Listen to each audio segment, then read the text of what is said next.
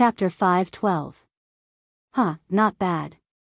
Yang Chendong was very happy to see Luo Pa hit the nail on the head. He really hoped that his officers could grow quickly and become independent. Otherwise, conquering the world was a huge undertaking, and it was impossible to rely on a few limited people. Commander Luo is right. Since that is the case, what are we waiting for?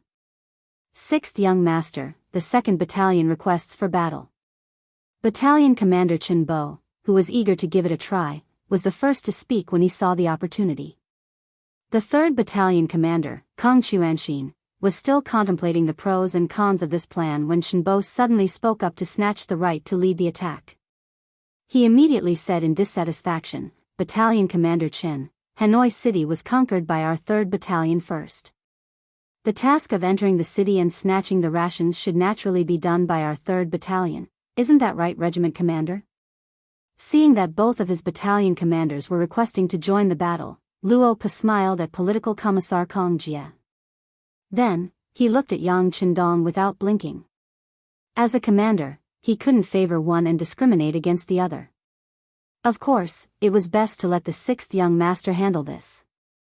Yang Chendong knew that the food was important now, and it wasn't the time to argue. He immediately said, "All right, 3rd Battalion has taken down Hanoi's East City Tower. They are very tired. The task of stealing food will be handed over to 2nd Battalion. But I'll say the ugly words first. If you can't control the granary, then you should obediently withdraw and let 3rd Battalion take over. Oh right, when we attack later, we can let Hong Jin's Jiaoji mercenaries take the lead." Next would be a city battle, also known as a street battle. It was naturally much more dangerous than fighting in the open field. Of course, such a dangerous task would be left to Hong Jin's Jiaoji mercenaries. 6th Young Master, please don't worry. 2nd Battalion will complete the task. Chen Bo saluted and went to prepare. After gathering the 2 battalions and the 2 auxiliary battalions, as well as the 4 temporary auxiliary battalions, the battalion commanders of the Cold Front Battalion could mobilize far more soldiers than a regiment. He also arranged for someone to call Hong Jin over. At this time, Hong Jin was happily busy. Ever since Yang Chendong had given him permission to build a 30,000-strong army, he had put all his energy into this matter. When they had just set off from Beatty City, they had already gathered a team of 2,000 people. Originally, he thought that it would take a lot of time for the team to grow. Unexpectedly, an opportunity presented itself when they arrived at Hanoi City. In front of him were the 6,000 Jiaoji soldiers who had been captured. Originally, there were 7,000 men, but after Kong Chuanxin's 3rd Battalion took away 1,000 strong men, there were only 6,000 left. Hong Jin was overjoyed at the sudden appearance of 6,000 soldiers. He immediately sent people to work on these people. There was no lack of methods to scare them. If they did not join the ranks of the Jiaoji mercenaries, they would be sent to reform through labor and work as laborers for the rest of their lives. Being able to eat rations as a soldier was naturally better than being a coolie. Soon, his army expanded from 2,000 to 8,000. Hong Jin had also become a powerful general. Even so, Hong Jin did not have any pride in his heart. He knew that compared to a real mercenary army, he was still an outsider. Especially in front of the most elite Ling Feng, he and his 8,000 men were nothing more than a motley crew. If they really fought, they had no chance of winning. With such feelings, he was called to the 2nd Battalion Commander Chen Bo, General Hong. The opportunity to make a contribution has come. The 6th Young Master said that you and I should work together to kill our way into Hanoi City and take control of the places where the rations are stored. Oh right, you should be very familiar with the geography of the city. Hearing that there was a battle to fight, Hong Jin became very excited. Although he knew that using him now was mostly to be used as a shield, and that there would be a lot of casualties, it was better to be useful than useless. At that moment, he imitated the mercenaries and stood at attention. He saluted and said, "Don't worry, Battalion Commander Chen. I am very familiar with the situation in Hanoi City. I also know where the rations are stored. I even know where the rations are stored. You only need to bring your men and follow behind me." Chen Bo was very happy that Hong Jin was so considerate. Very good. Then I will rely on you, General Hong. When this is done, I will definitely ask the 6th young master to reward you. Thank you for your guidance, Battalion Commander Chen. Hong Jin was waiting for this sentence. After saying this, he chuckled. With Hong Jin's guarantee and lead, the 8,000 Jiaoji mercenaries tied a white towel on their right arm. After that, the army quickly entered Hanoi City from the East City Gate. Behind them were 7 battalions, with the 2nd Battalion of Langfeng as the main force. There were close to 3,000 soldiers in total. A total of 11,000 people suddenly appeared and launched a fierce attack on Hanoi City. The originally balanced situation instantly went out of control.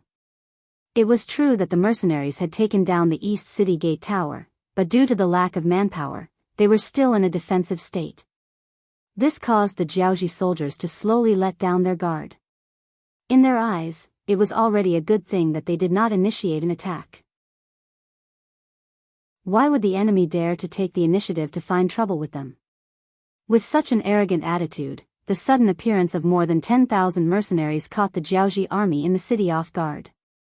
After that, the two sides engaged in a chaotic battle for more than 2 hours. In the end, when Chen Bo led the real mercenaries to appear, the battle became one-sided. The Jiaoji soldiers were defeated. In just the beginning of the battle, the Jiaoji mercenaries lost 2,000 men and injured 1,000. The Jiaoji soldiers suffered even more losses. The corpses and blood on the ground proved everything. You did well. There are always casualties in war. However, these deaths are valuable. Chen Bo was afraid that Hong Jin would be heartbroken over the loss.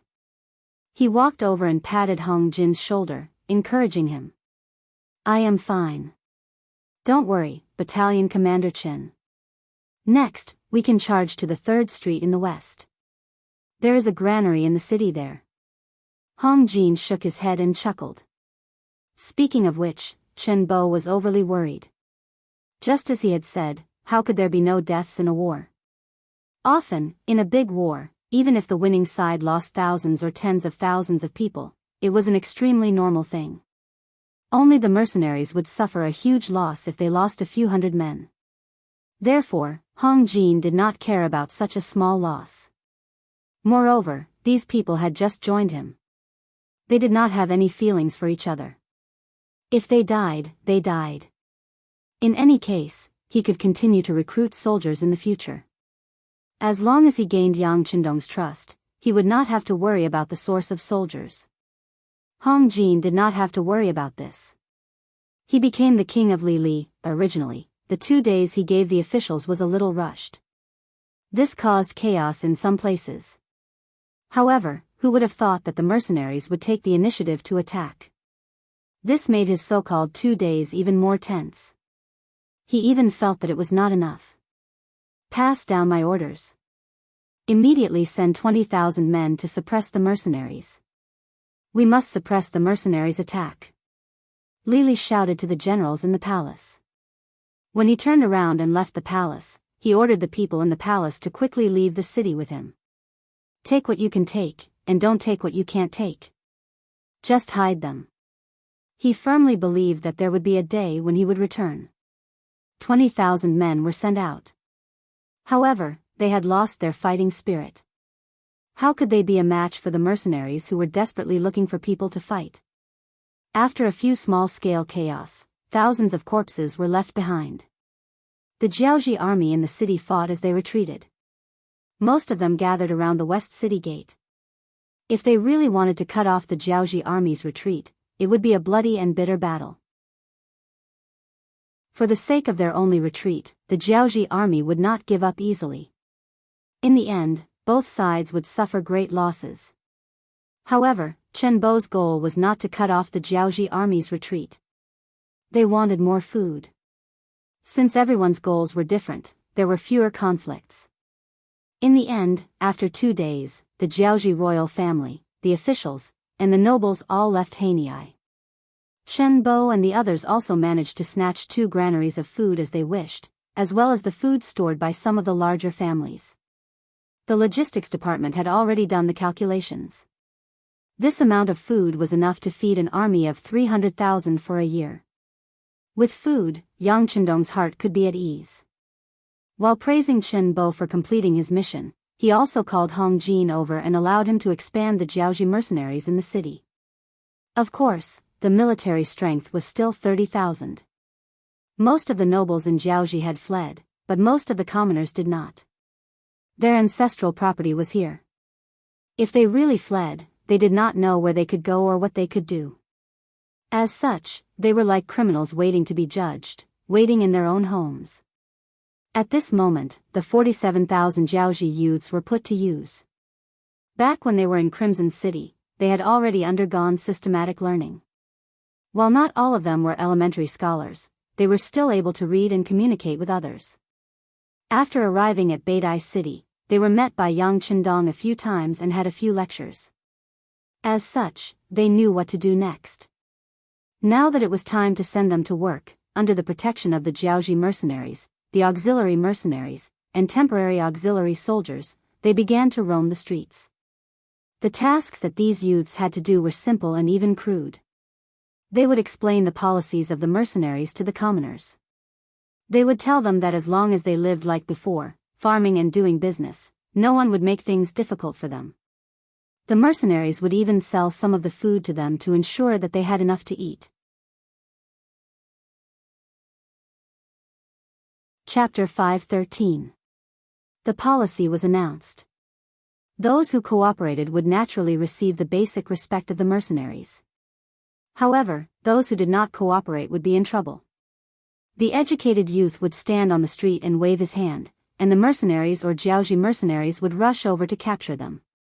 Then, they would casually label them or send them to reform through labor. Those who committed serious crimes would be killed on the street. Yang Chendong would not tolerate the foreign races as much as he did the Han people. Yang Chendong would even tolerate the ethnic minorities living in the Han area, such as the Miao people.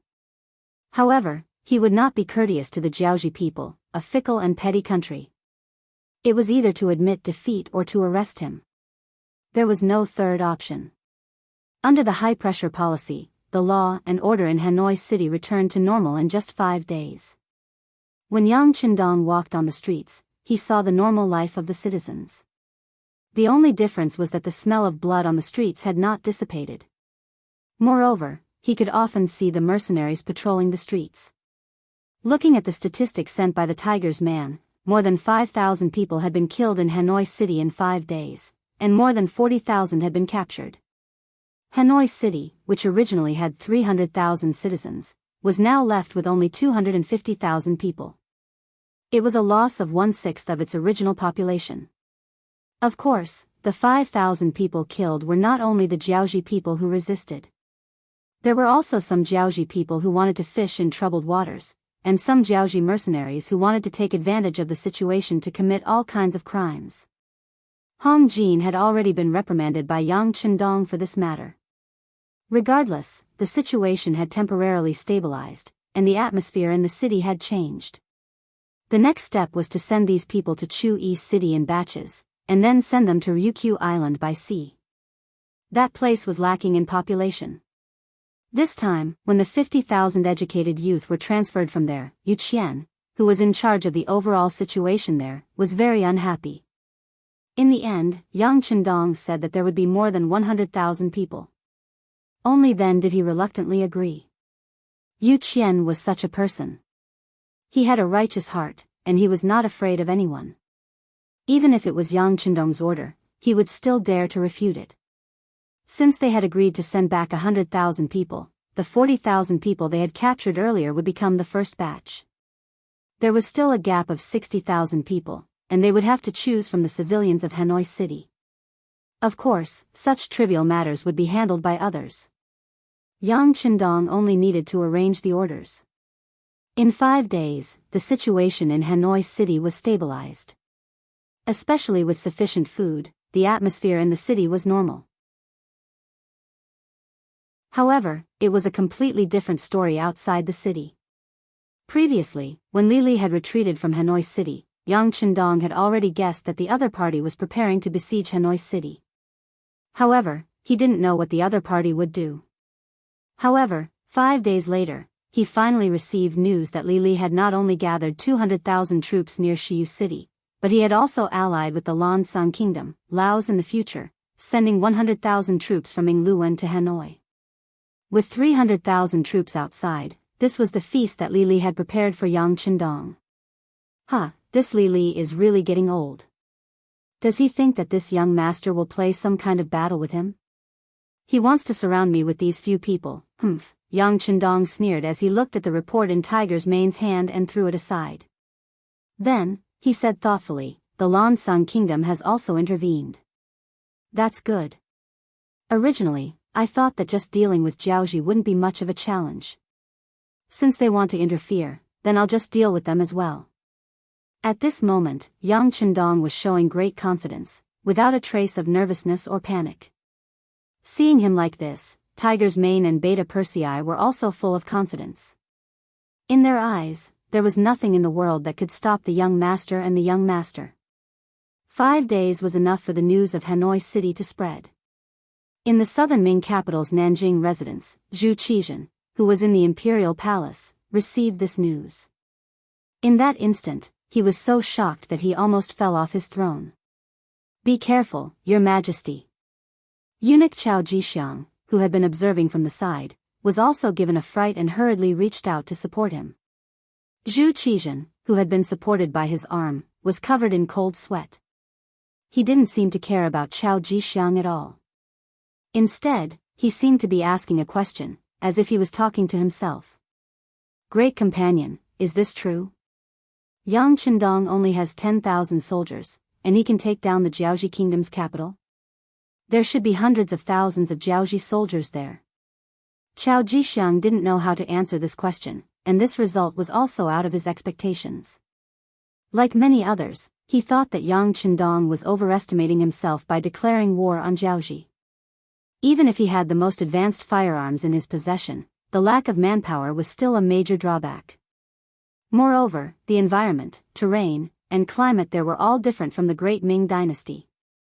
It would take a long time for them to adapt to the environment there. It was just like when the Great Ming had sent troops to Jiaoji. They had been quite aggressive, but because many of them couldn't adapt to the environment, they had lost a lot of soldiers, and they couldn't do much. With this as an example, the mercenaries wouldn't fare much better. Who knew that the mercenaries would be so ferocious and be able to kill their way into the Great Ming's capital in such a short period of time and even succeed? Even King Li Li, who was not to be trifled with, had no choice but to retreat. Moreover, according to the reports, this old king had been forced to ally with the Lansang Kingdom to defend against the Great Ming's forces. Only then had he been able to stand firm. The changes and developments of the situation had indeed exceeded everyone's expectations. This was why Zhu Qizhen was so shocked, but this was within reason. It took a while for Zhu Qizhen's expression to return to normal, but the fear in his heart did not lessen.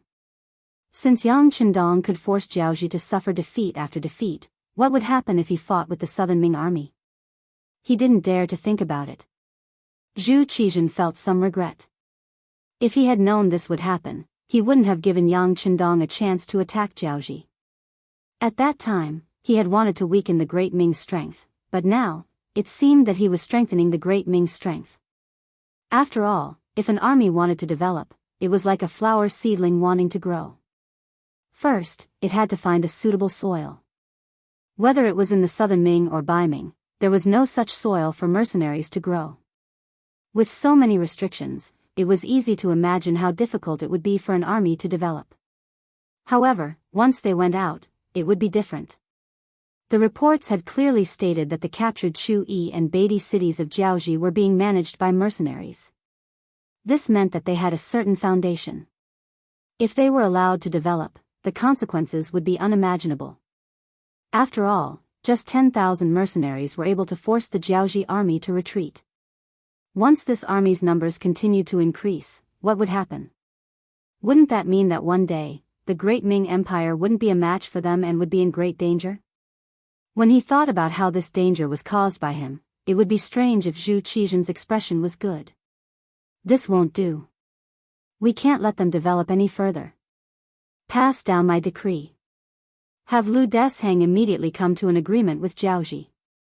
At the same time, send a decree to Duke Zhongdan. Tell him that Jiaoji has been on good terms with the Southern Ming Empire for generations. Now, they have submitted to me and agreed to establish a new Jiaoji province. This was Zhu Qizhen oppressing Yang Qindong with the general trend, making his painstaking efforts go down the drain. After saying all this, Zhu Qizhen asked Chao Jixiang, have the people sent to Jianing left? Chao Jixiang knew that Zhu Qizhen was concerned about Yang Qindong's fourth brother, Yang Yang. He immediately nodded and replied, reporting to your majesty, they have already set off. They should have arrived in Jianing by now. Zhu Qizhen didn't say anything immediately. Instead, he closed his eyes and thought for a moment. When Zhu Qizhen opened his eyes, a new idea had appeared. Great friend, immediately send a trusted aide to Jianing. Inform them that they must treat Duke Zhongdan's fourth brother well. At the same time, they must invite him to Nanjing. I want to give him a high position. Temporarily, he will be the Minister Counselor of the Ministry of Works. The Minister Counselor of the Ministry of Works was a secondary class, rank 5 official position. In comparison, the position in the Ministry of Works wasn't an important position and didn't have much power. It was more symbolic.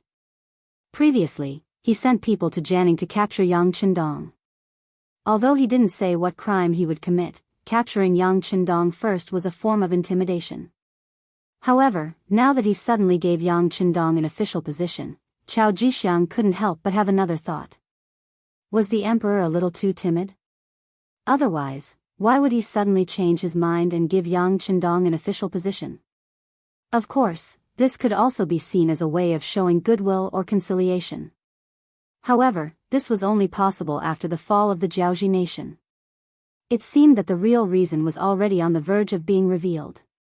However, no matter what thoughts he had, since this was the emperor's decree, Chao Jixiang had to obey. He immediately nodded and replied, yes, your majesty. Then, he turned around and went to do his work. After the decree was passed down, Lu De, who was originally arguing with the Jiaoji envoy and wanted more benefits, immediately changed his attitude. He expressed that he could ignore King Li Li's impudence and disrespect, referring to old Li Li wanting to marry the third princess of the Ming dynasty. As long as they really submitted to the great Ming dynasty, paid tribute every year, called themselves Jiaoji province, and sent troops to suppress the rebellion behind King Min and King Shiping, then the southern Ming dynasty could order Duke Zhongdan to withdraw his troops.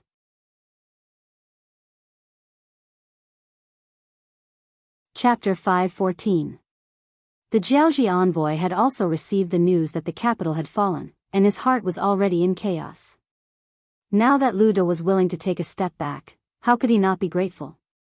He immediately expressed that Jiaoji was willing to submit, and he only hoped that the great Ming Duke would quickly withdraw his troops. After all, if this continued, Jiaoji would not be far from being destroyed. At that time, even if they withdrew their troops, it would not be King Li Li anymore. What was the difference between retreating and not retreating? Since the man had feelings for the woman, the agreement was quickly reached. Following this, the Jiaoji envoy and the great Ming envoy left Nanjing together, heading straight for Jiaoji. This was imperial power. In order to achieve their own selfish goals, they did not care about what the mercenaries had done, even if they were expanding the territory for the Han. 3 days later, the news that Yang Qindong had led the mercenaries to attack Jiaoji finally reached Baiming's capital. Similarly, substitute sect master Zhu Qiyu was shocked to the core. During this period of time, Baiming had been peaceful and united, and they had been looking for a way to develop. The southern Ming dynasty was in chaos, and their minds were filled with lawsuits. They did not care about Baiming at all, and the Walla in the north was vigorously developing their businesses, so they had no intention of finding trouble with Baiming. With the outside world stable, Baiming had time to rest. Zhu Qiyu could be considered a wise ruler. With the outside world stable, he recruited and trained his troops, and the morale and numbers of his troops had been greatly improved. This was especially so after receiving the Type 81 automatic assault rifle from the mercenaries. He had spent a lot of effort researching it, and the production of firearms and cannons had been continuously pushed forward. Although there was still a long way to go before they could produce a finished product, they were indeed starting to see the light of day. For example, they had already produced some ordinary cannons, and they had also begun to see the light of day in the structure of the Type 81 automatic assault rifle. It could be said that as long as they were given 1 or 2 more years, they might really be able to produce a Type 81 automatic assault rifle. This was the wisdom of the Han. As long as they were willing to put in the effort, there was nothing that could not be done. Just like in the future, it only took China a few decades to catch up with the most developed countries in the world economically. Although there was still a certain gap, it was obvious that the gap was getting smaller and smaller. All aspects of the work were on the right track, and Zhu Qiyu's throne was becoming more and more stable. At this moment, his thoughts were a little wild. He wondered if there was a chance to unify the northern and southern Ming dynasty and recreate the glory of the great Ming dynasty. However, in order to achieve this goal, there were some problems that had to be solved. One of the problems that needed to be solved was the problem of Yang Qindong. On one point, Zhu Qiyu and Zhu Qizhen had the same idea. They were both somewhat afraid of the existence of Yang Qindong and the mercenaries behind him. Zhu Qiyu would never forget who was the one who forced Walla's army to retreat. He still remembered that at that time, when all the generals and soldiers under his command were helpless, it was Yang Qindong who took the initiative to stand up and easily made Walla retreat. At that time, Zhu Qiyu was still very grateful to Yang Qindong. If it was not for him, Baiming would have long ceased to exist. It was because of this that he was given the title of Duke of Loyalty. Now, the northern Ming dynasty was at peace, but Yang Qindong's power and influence were getting bigger and bigger. This made Zhu Qiyu very tired of it.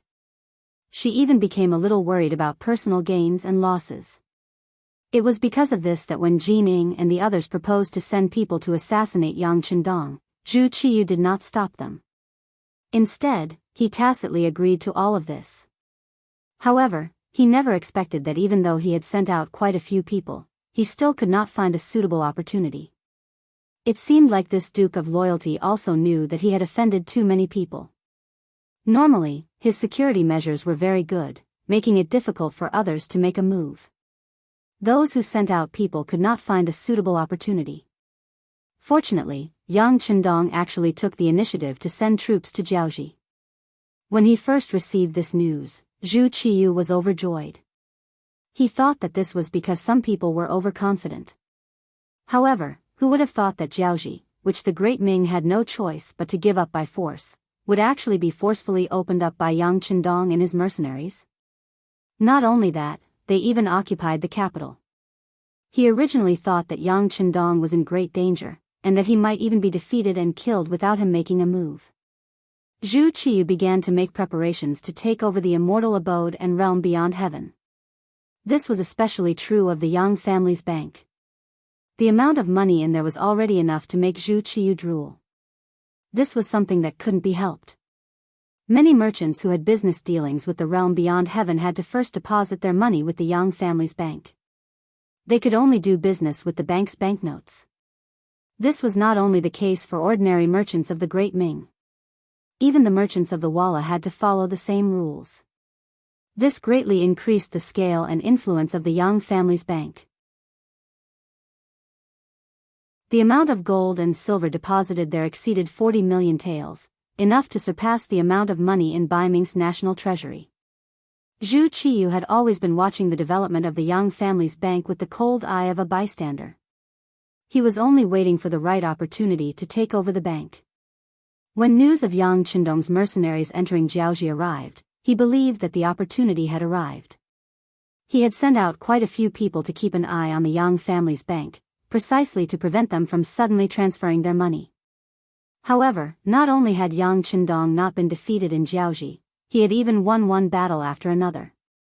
This made Zhu Qiyu's originally blazing heart feel as if it had been doused with cold water, instantly cooling down. Emperor Daizong was naturally drenched in cold sweat. If he really had been impatient and taken the Yang family's bank for himself, wouldn't he have offended Yang Qindong to the extreme? If that had happened, Baiming would have been in deep trouble.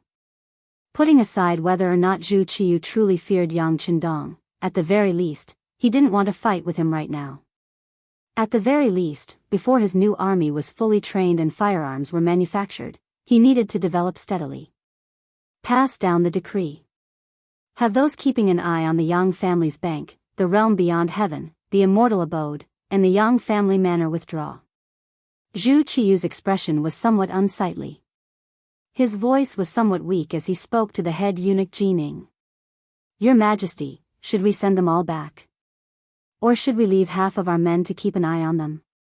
After all, the situation in Jiaoji is constantly changing.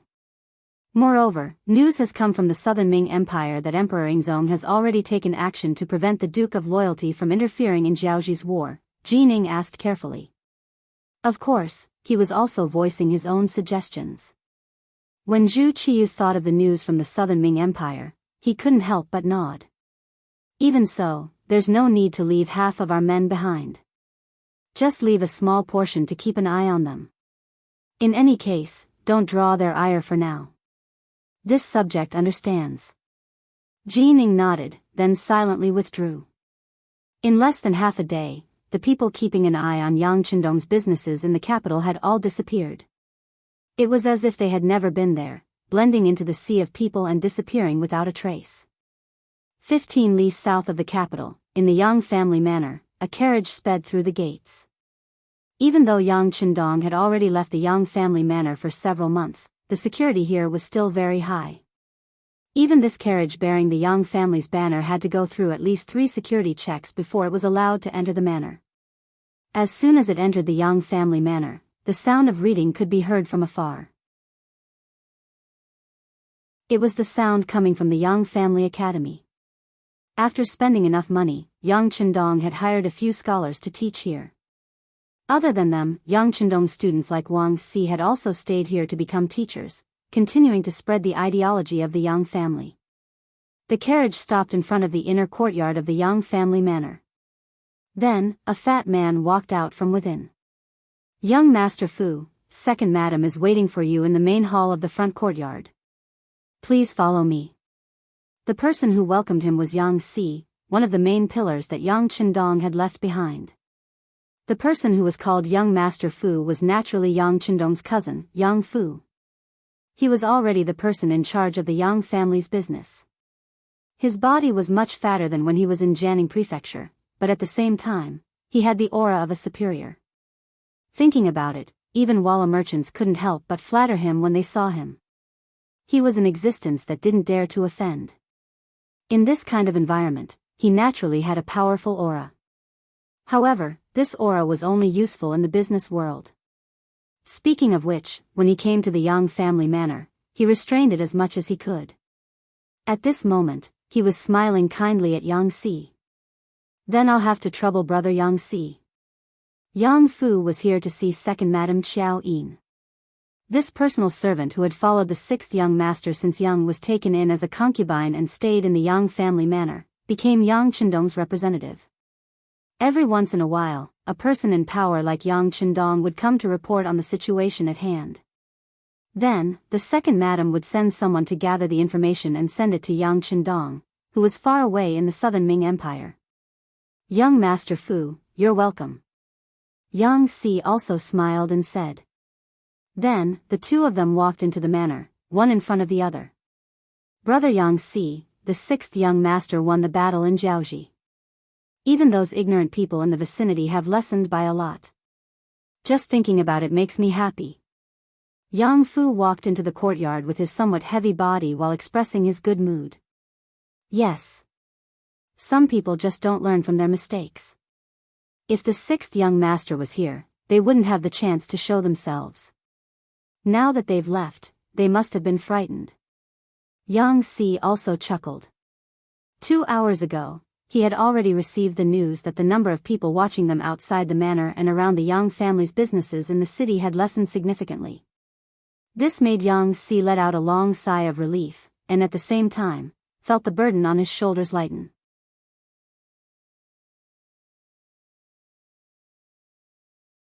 Chapter 5:15. All of this was the result of Yang Qindong's victories. Yang Fu thought that with these victories as a foundation, his business would be better and he would be able to earn more money. He could no longer hide the happiness on his face. All of these were the effects of Yang Qindong's arrival in the Jiaoxi kingdom. At this moment, in Hanoi City, Yang Qindong had gathered a group of military officers for a meeting to discuss the upcoming battle tomorrow. It had been exactly 8 days since they entered Hanoi City. In these 8 days, the city had gone from chaos to normalcy. Of course, this was due to the suppression of iron and blood. At the same time, it was also due to Hong Jin and Wan Chunsheng, the former subjects of the Jiaoxi kingdom, who had played an important role. Needless to say, Hong Jin had already sold his life to Yang Qindong. Now, he had even become the general of the Jiaoxi mercenary army. He had 30,000 men under him. Although the army was formed at the last minute and there was still room for improvement, 30,000 men was still enough to intimidate the commoners. As for Wan Chunsheng, he was the one who took the initiative to step forward. After occupying Hanoi City, Yang Qindong sent someone to send Wan Chunsheng over from Biyao City. The moment the Prime Minister of Jiaoxi walked into the capital, he could smell the stench of blood in the air and the blood that had yet to be cleaned up. As the Prime Minister of a country, Wan Chunsheng had a heart that empathized with the commoners. Seeing his subjects being slaughtered because of resistance, he could not bear to see them being slaughtered. He took the initiative to ask Yang Qindong that he was willing to work with the commoners of Jiaoxi to make them more obedient. Yang Qindong was naturally satisfied with Wan Chunsheng's initiative. He immediately put him and Hong Jin in charge of public security and the people's well-being. Needless to say, using foreigners to control foreigners was very effective. Many of the unsettled citizens of Jiaoxi calmed down under the guidance of their countrymen, and the security in the city began to improve. In addition, a large number of adult males were recruited into the Jiaoxi mercenary army, and a portion of them were separated and brought to Ryukyu Island via Beidai City and Chuyi City. As a result, the unstable aura in the city was suppressed. Naturally, there were still opposing forces. After all, there were more than 200,000 Jiaoxi citizens in the city. However, the 47,000 cultured youths of Crimson City were not just for show. They roamed the streets and alleys every day, using their glib tongues to persuade the people of Jiaoxi whenever they saw them. For ordinary people, this kind of lobbying was very effective. They valued their own lives more than anything else. As for who would rule over them, there were very few people who would risk their lives to resist under the general trend. It had to be said that slavery existed in any country and region. Now that the law and order in the city had been stabilized, the next thing to do was to fend off outsiders. Today, the military officers were called over to make a decision on the next step of the military plan. All the military camps above the company level and auxiliary battalion level were allowed to participate in today's military meeting. The meeting was held in the Palace Hall of Jiaoxi. The hall was spacious enough that it was still somewhat empty even with dozens of officials present. Yang Qindong was naturally seated at the head of the table. On his left was Tiger's Mane, and on his right was Beta Persei. This made his identity stand out even more. In fact, this time, he was facing his own people. Logically speaking, Yang Qindong did not have to put on airs. However, as the Yang family's army grew stronger, the concept of hierarchy naturally became more and more rigid. Based on the idea of a combination of political and military orders, if an army wanted to develop, there could be many ideas, but in the end, there could only be one voice. Otherwise, such an army would sooner or later encounter a huge problem. Sitting at the head of the table, Yang Qindong was analyzing the current situation for the military officers who came to participate in the meeting. Jiaoxi's capital has been taken down by us. I'm sure it must be shocking. As soon as this sentence was said, there was a burst of laughter from below. It was obvious that everyone was laughing with pride. Yang Qindong also laughed.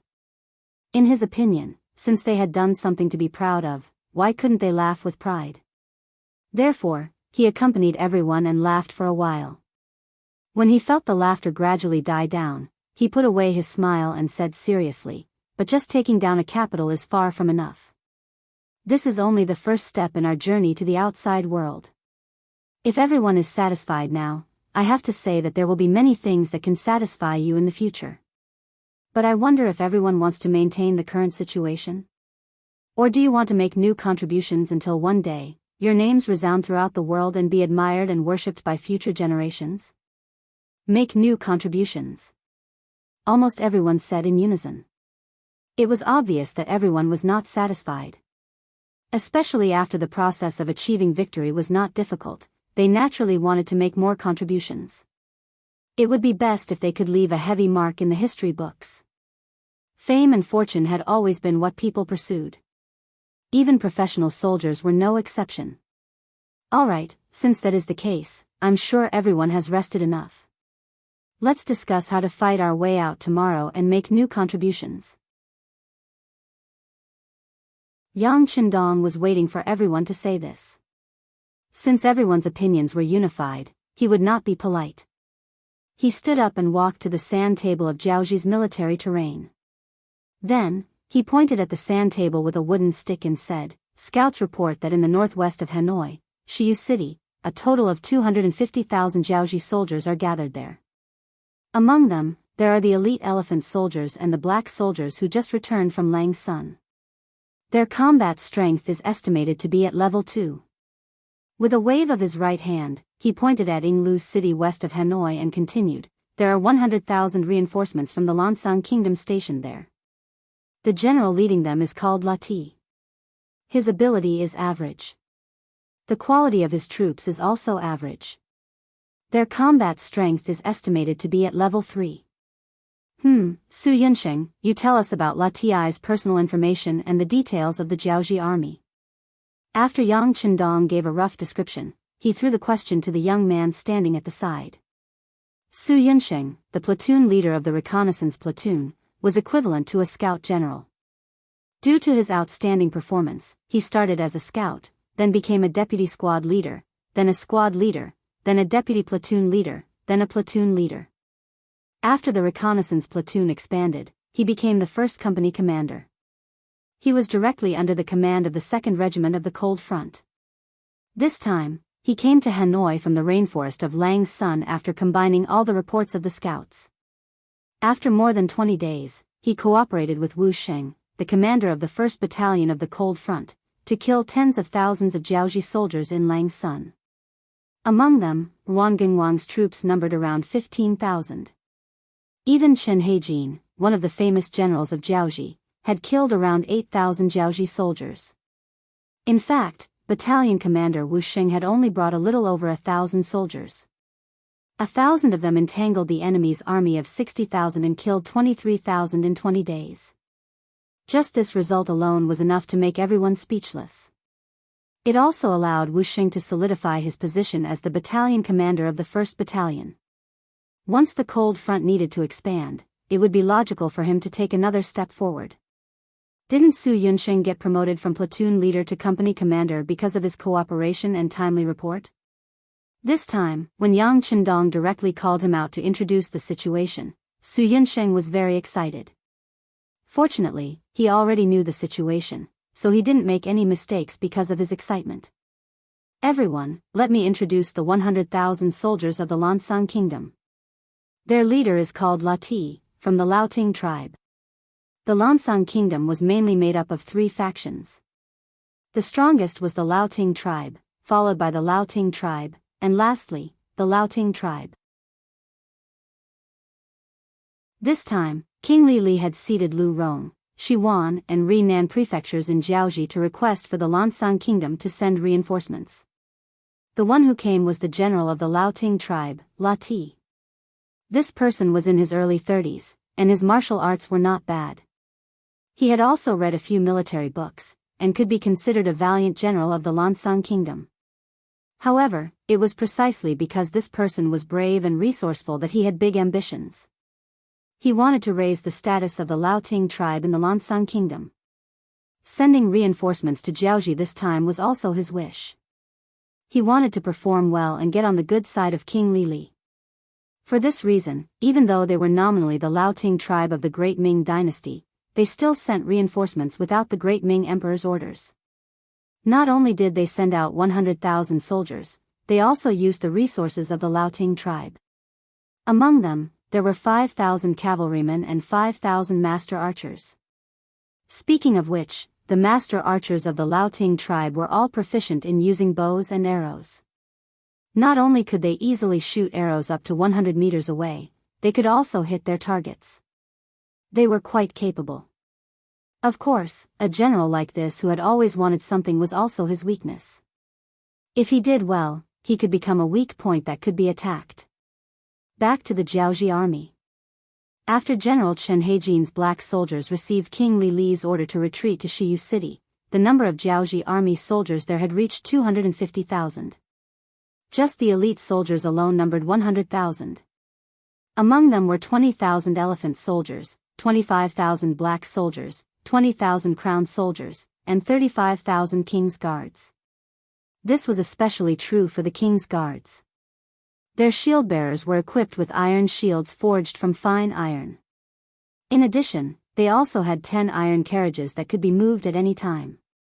Although they were too cumbersome and moved a little slowly, to an ordinary army, they could be considered as having a body of diamond and were difficult to break through. After Su Yunqing finished speaking, he saluted Yang Qindong and took a step back. It was time to keep a low profile and do things in a low-key manner.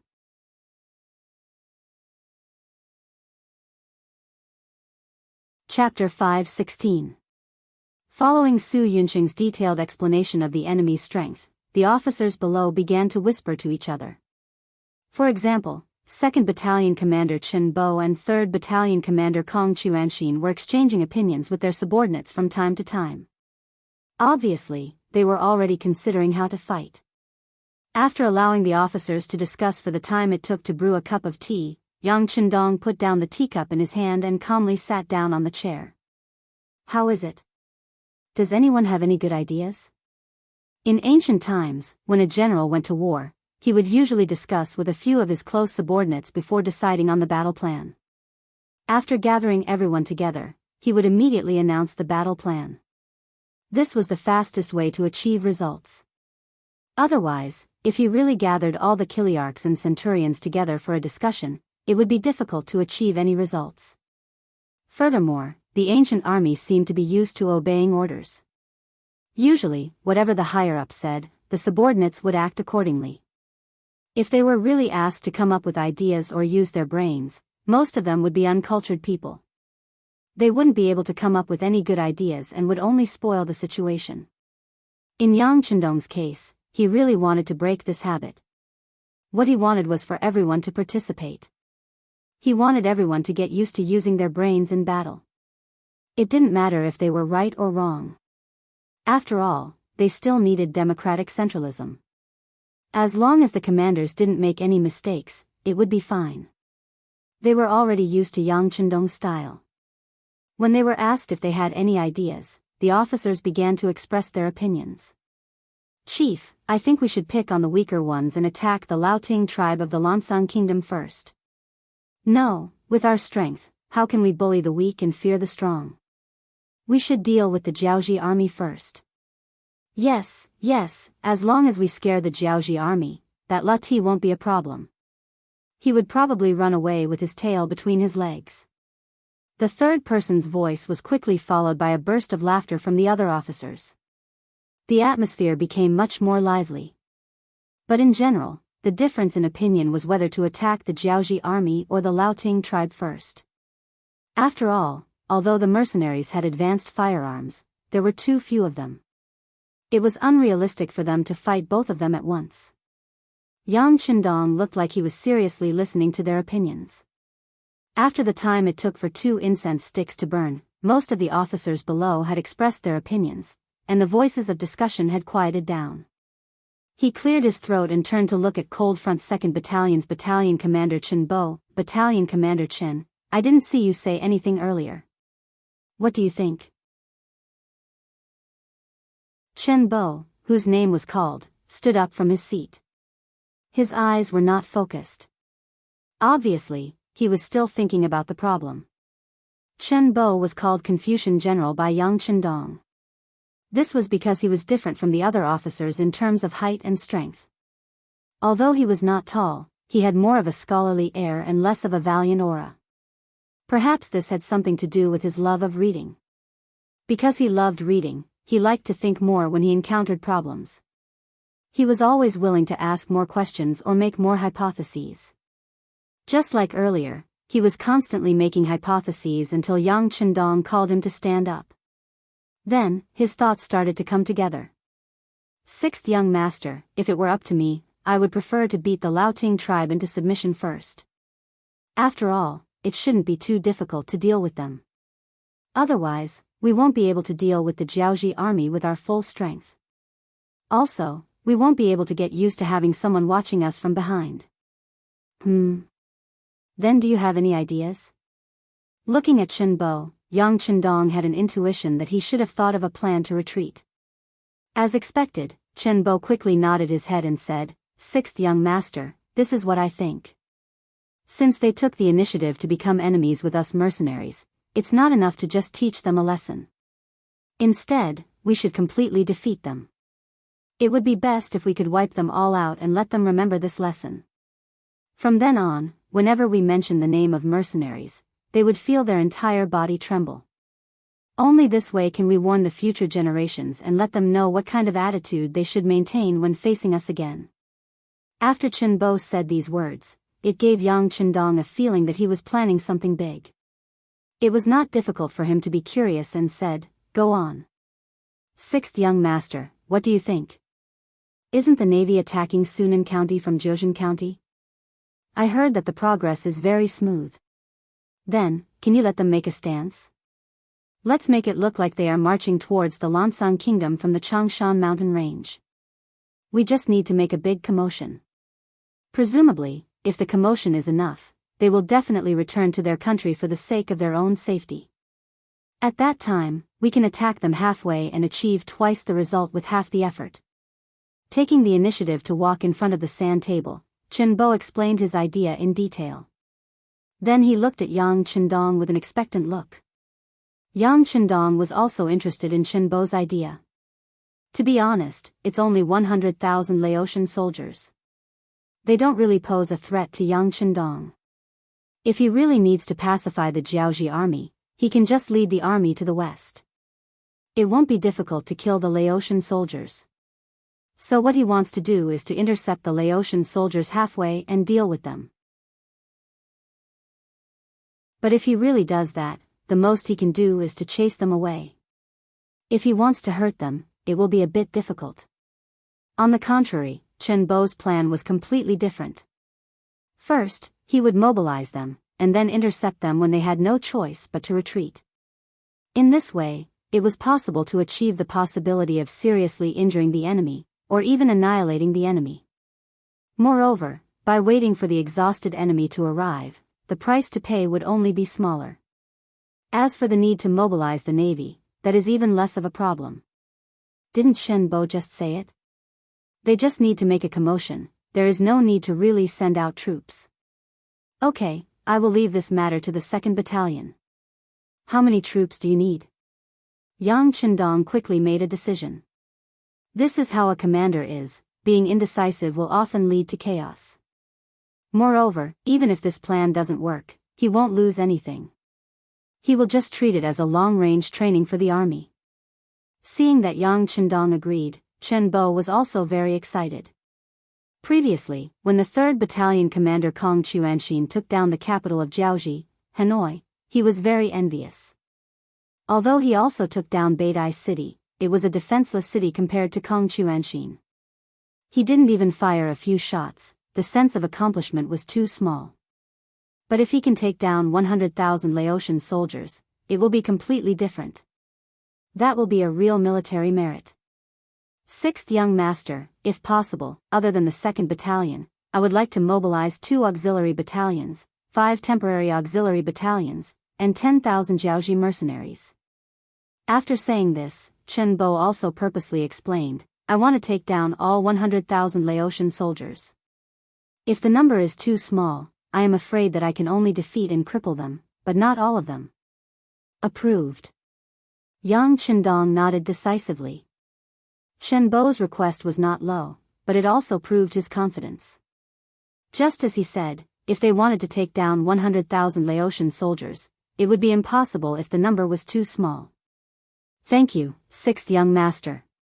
Don't worry, if I can't take down 100,000 Laotian soldiers this time, I will start from scratch. Seeing how much Yang Chendong trusted him, Chen Bo said emotionally. He was probably the first person other than Yang Chendong to lead 10,000 Laotian soldiers to battle, so it was normal for him to be emotional. With Chen Bo's promise, the other officers who wanted to fight for a chance all shut their mouths. This was especially true for 3rd Battalion Commander Kong Chuanxin. He didn't want to fall behind others. Since 2nd Battalion Commander Chen Bo could do this well, why couldn't he? Although he didn't quite understand the specific battle plan of the other party, as long as he had the idea, he could study the details later. However, all of this changed after hearing Chen Bo's promise. Compared to Chen Bo's courage and willingness to stake everything on a single throw, Kong Chuanxin was much less confident. With the plan to deal with the 100,000 Laotian soldiers, the following meeting was much simpler. Yang Chendong announced that other than leaving behind 2,000 Jiaoji mercenaries and 1 auxiliary camp to defend Hanoi City, the rest of the 20,000 plus troops would set out for Shiyu City the next morning. He wanted to make a show of an all-out attack, luring the 100,000 Laotian troops under Rithi so to send out their troops. After the meeting, Recon Company Commander Su Changsheng sent out scouts towards Rinan Prefecture, informing Nia Tong to send out a portion of his men to cross the Changshan Mountains and attack the Lansang Kingdom. After resting for 8 days, the mercenaries left from the north gate of Hanoi City with renewed vigor the next morning. They headed straight for Shiyu City, which was less than 200 miles away. The commander was naturally Yang Chendong. Beside him was the 2nd Regiment commander of Lengfeng, Luo Pa. However, this regiment commander was a little pitiful, as he only had a 3rd battalion, a regiment commander, and a regiment commander left. Even so, they were still the main force. Following Yang Chendong towards Shiyu City were 7 auxiliary battalions and 7 temporary battalions, as well as 18,000 Jiaoji mercenaries. The 25,000-strong army marched out of the city. Soon, their whereabouts were known by the Jiaoji scouts stationed nearby. The news spread like wildfire across the land of Jiaoji. A war to defend and a war to wipe out a nation was about to begin. On the same night that Yang Chendong led the army out of the north gate, the west gate of Hanoi City opened from the inside. Chen Bo brought his 2nd battalion, 2 auxiliary battalions, 5 temporary battalions, and 10,000 Jiaoji mercenaries led by General Hong Jin out of the city, disappearing into the darkness. In order to complete the mission better, Chen Bo requested for General Hong Jin to come over. After all, the 10,000 Jiaoji mercenaries had played a huge role in keeping the 100,000 Laotian soldiers in Jiaoji. If they did not have a good commander, how could they succeed?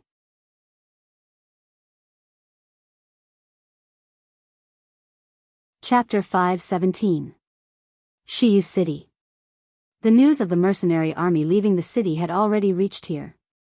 King Li, who had regained his power, called for an emergency meeting. He called all the officials before him to discuss the strategy of retreating the enemy. Around 25,000 people. They increased the number of troops again. After hearing the report of the number of enemy troops, Crown Prince Li Yuanlong was the first to lose his composure and asked this question. It was no wonder that he was so surprised. Previously, the news said that the mercenary army was only around 10,000. Now that there was an increase of nearly half, it was reasonable for him to be surprised. This was the disadvantage of having outdated information. Ever since they gave up on Hanoi City, there was no more news about it. Many of the spies that were left in the city were dug out. There were some who were lucky enough not to be discovered and were sent out of Hanoi City. They went to the seaside and went straight to Ryukyu Island.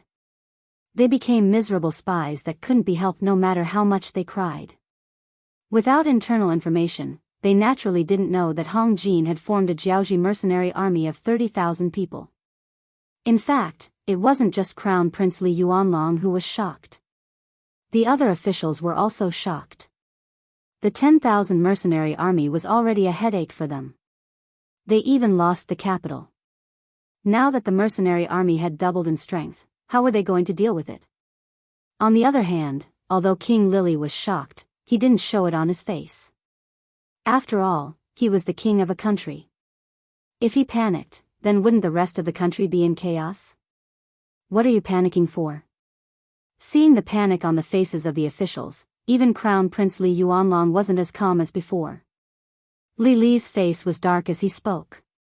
When everyone's gazes turned to him, he calmly said, "How about this? Immediately send someone to inform General Lati. Tell them to move closer to us. If possible, bite the tail of the mercenary army. When the time is right, we will launch a pincer attack. By the way, tell him to be careful and not to be targeted by others. The king is wise." When the officials heard that they were going to ally with General Lati, they all relaxed. That's right, didn't they have reinforcements? In total, there were 350,000 soldiers. Compared to the 20,000 mercenaries, they had a 20 times advantage in terms of numbers. Furthermore, they were on the defensive. It seemed that there was no possibility of them losing. Some of the civil and military officials felt much more at ease after hearing the king's words. However, there were still some people who were terrified. This included the crown prince, Li Yuanlong. In the past, he had been able to act calmly and unhurriedly because he had the Jianghu county as his foundation. As long as the Jianghu county was not in chaos, he would have an escape route and reinforcements. But now, even that place was occupied by the mercenaries. He had lost his foundation. A crown prince without a foundation would lack confidence in whatever he did. The news of the mercenaries suddenly leaving Hanoi City and heading straight for Shiyu City naturally reached the ears of General Lati of the Lansang Kingdom in a very short time. Since he had arrived in Jiaoji, Rithi was prepared to fight the mercenaries. Seeing that everything was happening as he had expected, he began to mobilize and gather his troops before the battle. The distance from Shiyu City to Yinglu City where Rithi was located was less than 400 li. Soon, the scouts sent by the king of Lily arrived. After receiving the signal from the king of Jiaoji, Rithi led 95,000 soldiers out of Yinglu City and rushed behind the mercenaries. He left 5,000 soldiers to guard Yinglu City. In addition, there were 2,000 Jiaoji soldiers in the city. There should not be any problems guarding the city. Rithi even hoped that someone would attack the city. That way, he could quickly return and launch a pincer attack from both the inside and outside of the city to teach the mercenaries a lesson. However, what he did not expect was that the mercenaries had no intention of attacking the city. Yang Chendong had said more than once that if you keep the people and lose the land, you would gain the people and the land. If you keep the land, you would lose the people and the land. According to Yang Chendong, the main goal was to eliminate the enemy's strength. As long as the main army of Jiaoji was eliminated, the cities could not be moved. Wouldn't that mean that the mercenaries could occupy the cities whenever they wanted? Rithi led the army out of the city. However, the marching speed was not very fast. It was only about 20 li a day. This way, they could better maintain the discipline of the troops. With the front and rear looking after each other, if any of the troops were attacked, they could ensure that they would rush to the rescue as quickly as possible. The 5,000 cavalrymen under his command were used as a rapid response force. Of course, the reason why they were so slow was because of the news from the front. The 20,000 mercenaries did not attack immediately after arriving at Shiyu City. Instead, they stopped 10 li outside of the city and looked like they were in a standoff. Although Rithi did not understand why the mercenaries did not attack immediately, he did not think too much about it. In his opinion, this was his chance. Once he could successfully move behind the mercenaries, it would be time for him to work with the Jiaoji army to launch a pincer attack. He didn't believe that with over 300,000 soldiers pressing down, and with the front and rear attacking together, the other side's 20,000 soldiers could do anything. It could be said that until now, neither King Li nor General Rithi suspected that the mercenaries had split up. They did not know that the Jiaoji mercenaries alone accounted for 18,000 of the 20,000 mercenaries. At the same time, the commander of the 2nd Marine Regiment, Nia Tong, received the order and led 2 battalions of soldiers towards the Changshan mountain range. Although there were not many soldiers, in order to create enough momentum, each squad raised a sun and moon flag of the great Ming dynasty. From afar, it looked like the flags were fluttering in the wind and the morale was high. The discovery of the mercenaries in the east of the Lan-Sang kingdom frightened the king of the Lan-Sang kingdom, Payasai. Payasai inherited his father's position and became the new king of Lan-Sang kingdom. Under his rule, the kingdom was considered stable. However, because the territory was too small, they could not find a good opportunity to expand. When the mercenaries suddenly appeared in Jianghu, they took note of it. After all, Jianghu was their neighbor and their territory was not small. It had always been one of the goals that the Lan-Sang kingdom wanted to expand. Originally, they wanted to wait for the Jianghu army and the mercenaries to fight to the point where both sides were heavily injured before they made a move. However, they did not expect that the small mercenaries would be so powerful and win consecutive battles. In the end, the Jianghu army even lost their kingdom. If the two sides were evenly matched, a third party might have a chance. However, when one side could only take a beating, there would not be a chance to take advantage of the situation. Just as King Payasai was having a headache about how the mercenaries were so strong, King Li's messenger arrived. He even brought a letter from the king of Jianghu asking for help. In the letter, King Li first expressed his sincere greetings to King Payasai and then pointed out that the situation in Jianghu was not going well. He requested that the Lan-Sang kingdom send troops to help out on account of the fact that they had been neighbors for generations. He also promised that after the war, he would give the 3 prefectures to the Lan-Sang kingdom. At the same time, he also said that the mercenaries were too strong. If they were not restrained, they would deal with the Lan-Sang kingdom the same way they dealt with the Jianghu kingdom today. This was the logic behind the saying, when the lips are cold, the teeth will die. King Li's words made sense. In addition, the 3 prefectures could be given to the Lan-Sang kingdom. This was a good thing for the development of the Lan-Sang kingdom. Of course, the most important thing was that he did not have a clear understanding of the mercenaries' strength. A flintlock? This sounded very powerful.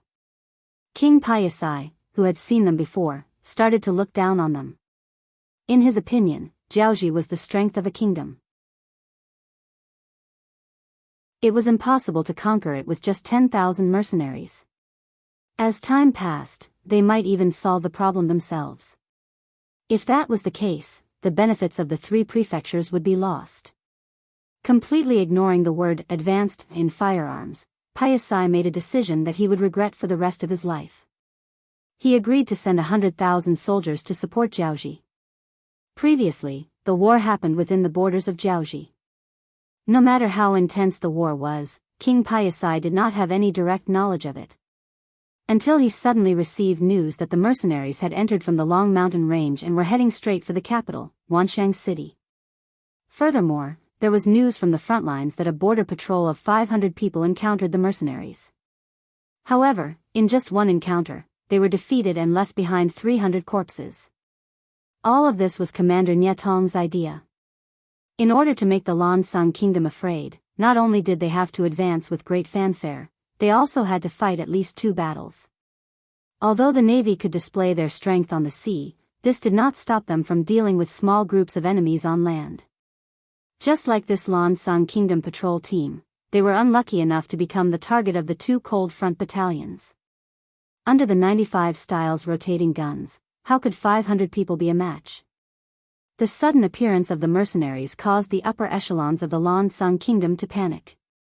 Thinking that it was better to die than to die, King Payasai ordered General Lati to lead the troops back to the kingdom. The Lan-Sang kingdom's army of 95,000 people had advanced for 5 days. Initially, they were worried that the mercenaries would appear to intercept them. But now, they had advanced for 100 miles without encountering any enemies. General Lati's alertness was constantly decreasing. He even began to consider whether he could speed up the march and attack the mercenaries with the Jianghu army. Suddenly, the king's order arrived.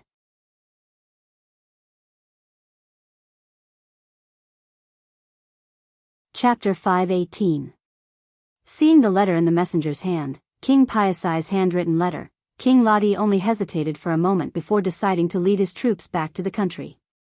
Even though helping Jiaoji win the war was a great achievement, if the Lansang kingdom was severely damaged, all of his achievements would become a stain on his reputation. Worse still, the old dragon tribe would take this opportunity to make things difficult for him. General Lottie, who didn't want to give anyone a chance to criticize him, quickly ordered his troops to turn around and retreat. He didn't even inform Jiaoji. It was clear how anxious he was. Compared to the 20 miles a day they traveled on the way to Yinglu City, the speed of the army was much faster. After all, no one knew what would happen to the Lansang kingdom if they delayed for another day. Perhaps the mercenaries had already clashed with the kingdom's army. While General Lottie was leading his troops back, in a place called the Wuxia Forest, mines were being watered by the summer rain. In the dense forest of the Wuxia Forest, the troops of the 2nd Battalion commander of the 2nd Cold Front Regiment, Chen Bo, were hidden. 3 days ago, he led more than 10,000 soldiers to this place. After choosing this place as the ambush location, they began digging the mines intensively.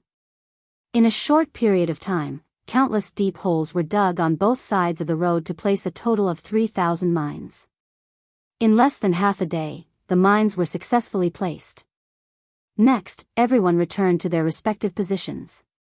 Along the Wulin River, the 10,000 soldiers hid themselves and began a long wait. They brought with them 10 days' worth of rations, which mainly consisted of instant noodles, ham sausages, and various canned food. Every soldier was either eating or sleeping. It was a leisurely scene.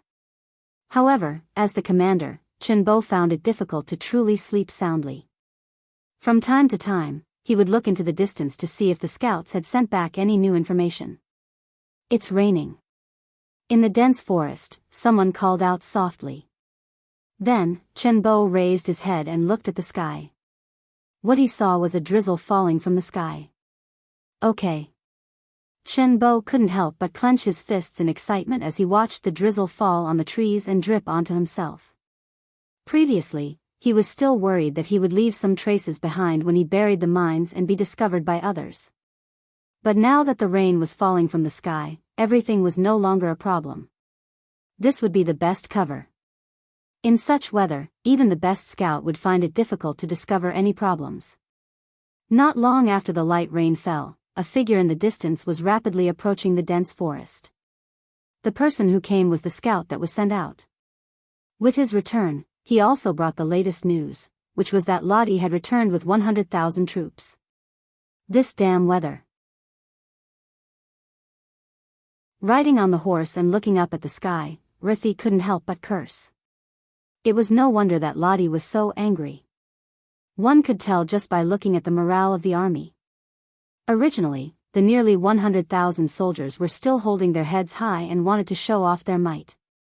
But now, they were suddenly ordered to turn back. This was a very discouraging thing to begin with. But then, it started to drizzle.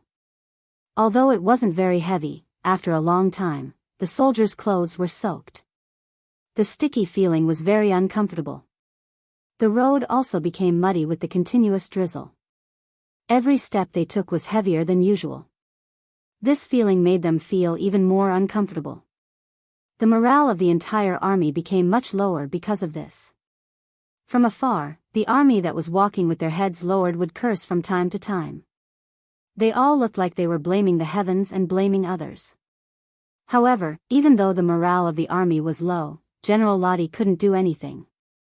Under such weather and such orders, even if he was a great orator, he wouldn't be able to raise the morale of the army at this moment. He just hoped that they could quickly reach Yinglu City, enter the city, change into dry clothes, eat hot food, and have a good sleep. Perhaps they would feel much better after that. All troops, speed up and try to enter the city to rest at night. Thinking that they were less than 40 miles away from Yinglu City, Lottie made up his mind and gritted his teeth as he spoke to his subordinates. Soon, the order was passed down. Although they hadn't had a good rest since the beginning of the return journey, the soldiers didn't complain too much when they thought about how they could have a good sleep after entering the city. Instead, they sped up silently. At this moment, no one thought about whether they would encounter an ambush. After all, they didn't see a single enemy on the way here. Now that they were about to return to the city, they were only 40 miles away from Yinglu City. In addition, the weather was bad and the sky was gradually darkening. Who would attack them at this time? Just like how it was very strenuous for them to walk, wouldn't it be the same for the enemy who wanted to attack them? It was precisely because of this misconception that the nearly 100,000 troops didn't have the slightest awareness of being on guard. On the contrary, because of the rain, the distance between the front, middle, and rear of the army was increasing. The sky slowly darkened. Perhaps it was because of the rain, but the sky was much darker than usual. It also made people feel very vexed. However, all of this didn't affect the mercenaries much. They were originally hiding in the rainforest, and the trees above them had blocked much of the wind and rain for them. In addition, they had been sleeping the entire day apart from eating, so everyone was in good spirits. At this moment, this group of elite soldiers was staring at the approaching Lan Xang army. Even though the front of their army had already walked past them, not a single soldier had the intention to charge out and fight. Even the 10,000 Jiaoji mercenaries didn't dare to make a single sound under the strict orders of General Hong Jin. It was as if they were afraid of causing a commotion and angering the mercenaries who killed without batting an eyelid. Not to mention, before the battle, the mercenary battalion commander Chen Bo had said that as long as everyone followed the rules, after the battle was over, all the soldiers who participated in the battle would be rewarded with at least 20 taels of silver, regardless of whether they had contributed or not. 20 taels of silver was equivalent to the annual income of an ordinary family in Jiaoji. With such a reward in front of them, everyone was naturally as obedient as they could be. Naturally, only rich mercenaries would be able to casually pay out 200,000 taels of silver without feeling the slightest bit of heartache. The darkness continued.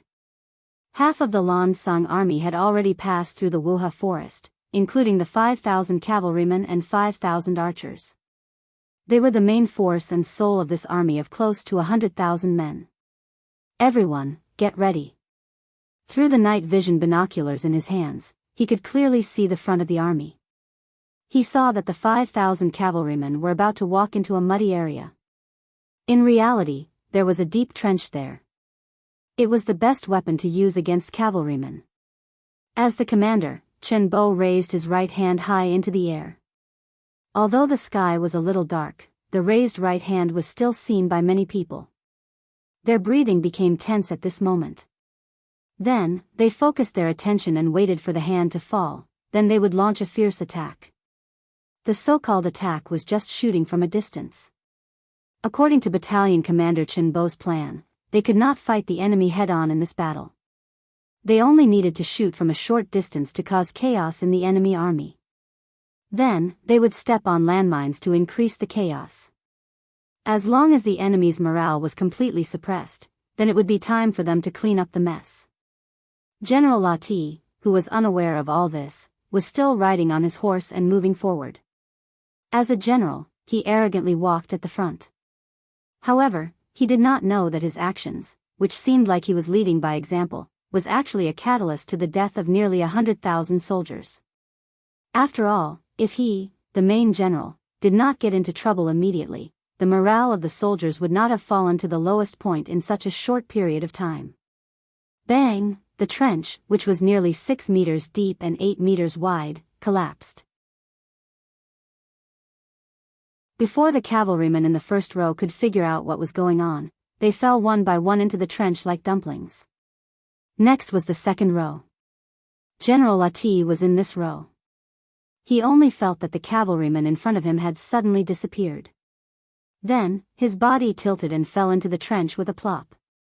Then, it was the third row, the fourth row. Fortunately, the trench had a limited capacity. Otherwise, at least hundreds of cavalrymen would have fallen into the trench and lost their ability to fight. However, even if only a few hundred people fell into the trench, the consequences were considerable. This was because their commanding general and several captains beside him had fallen into the trench together. At this moment, they were still pressed down by the cavalrymen and horses that fell into the trench. It was impossible for them to move in a short period of time. Just as this chaos was about to break out, a dazzling light suddenly shot up into the sky. A very bright red signal flare streaked across the dark night sky. At this moment, the horn that signaled the beginning of the battle had been blown. Tut tut tut, bam bam bam, bam bam bam, gunshots rang out in all directions. Sparks from the muzzles suddenly appeared in all directions, dealing a fatal blow to the soldiers of the Lansang kingdom who were in a hurry to move forward. No one would have thought that there would be enemies here. No one would have thought that they would be ambushed here. No one would have thought that the attack would be so sudden and fierce. Originally, the Wuxia forest was on both sides of the road. The distance in a straight line was only about 500 meters. When all kinds of bullets flew over, and when people suddenly fell to the ground in the rainy night, the army was in chaos.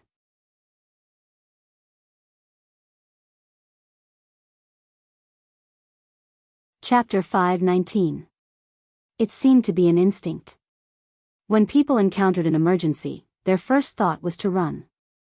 If they had to describe it, they would have to add a word in front of the word run. Chaos. That's right, they were running around. Perhaps this was the only way they could feel at ease.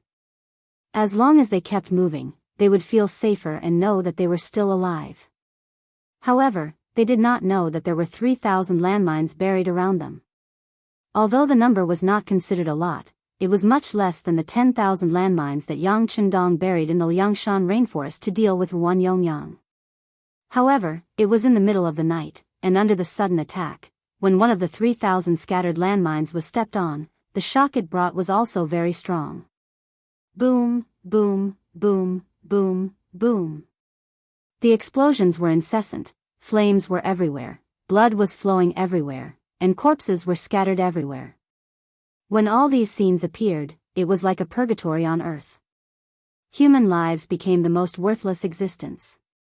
One of the captains who was lucky enough not to be affected by the war, under the premise that he could not find General Lati, acted like an ostrich under the protection of his bodyguards while he sent people to Yinglu City, which was 40 miles away, to ask for reinforcements. In terms of numbers, there were more soldiers here. However, anyone could see that under the sudden attack, their morale was low and their morale was low. There was no way they could win a battle with such an army. If reinforcements could appear, it might be like a cardiac stimulant, raising the morale of these soldiers and turning the situation around. Those who could become 10,000 men commanders were no fools. Thinking back to the news that they had received, the mercenaries had dispatched troops from the Long Mountain Range and headed to Shiyu City to confront the Jiaoji Kingdom's army. It was unlikely that they would have many enemies after splitting up their forces. Perhaps, they still had a chance to turn the tables.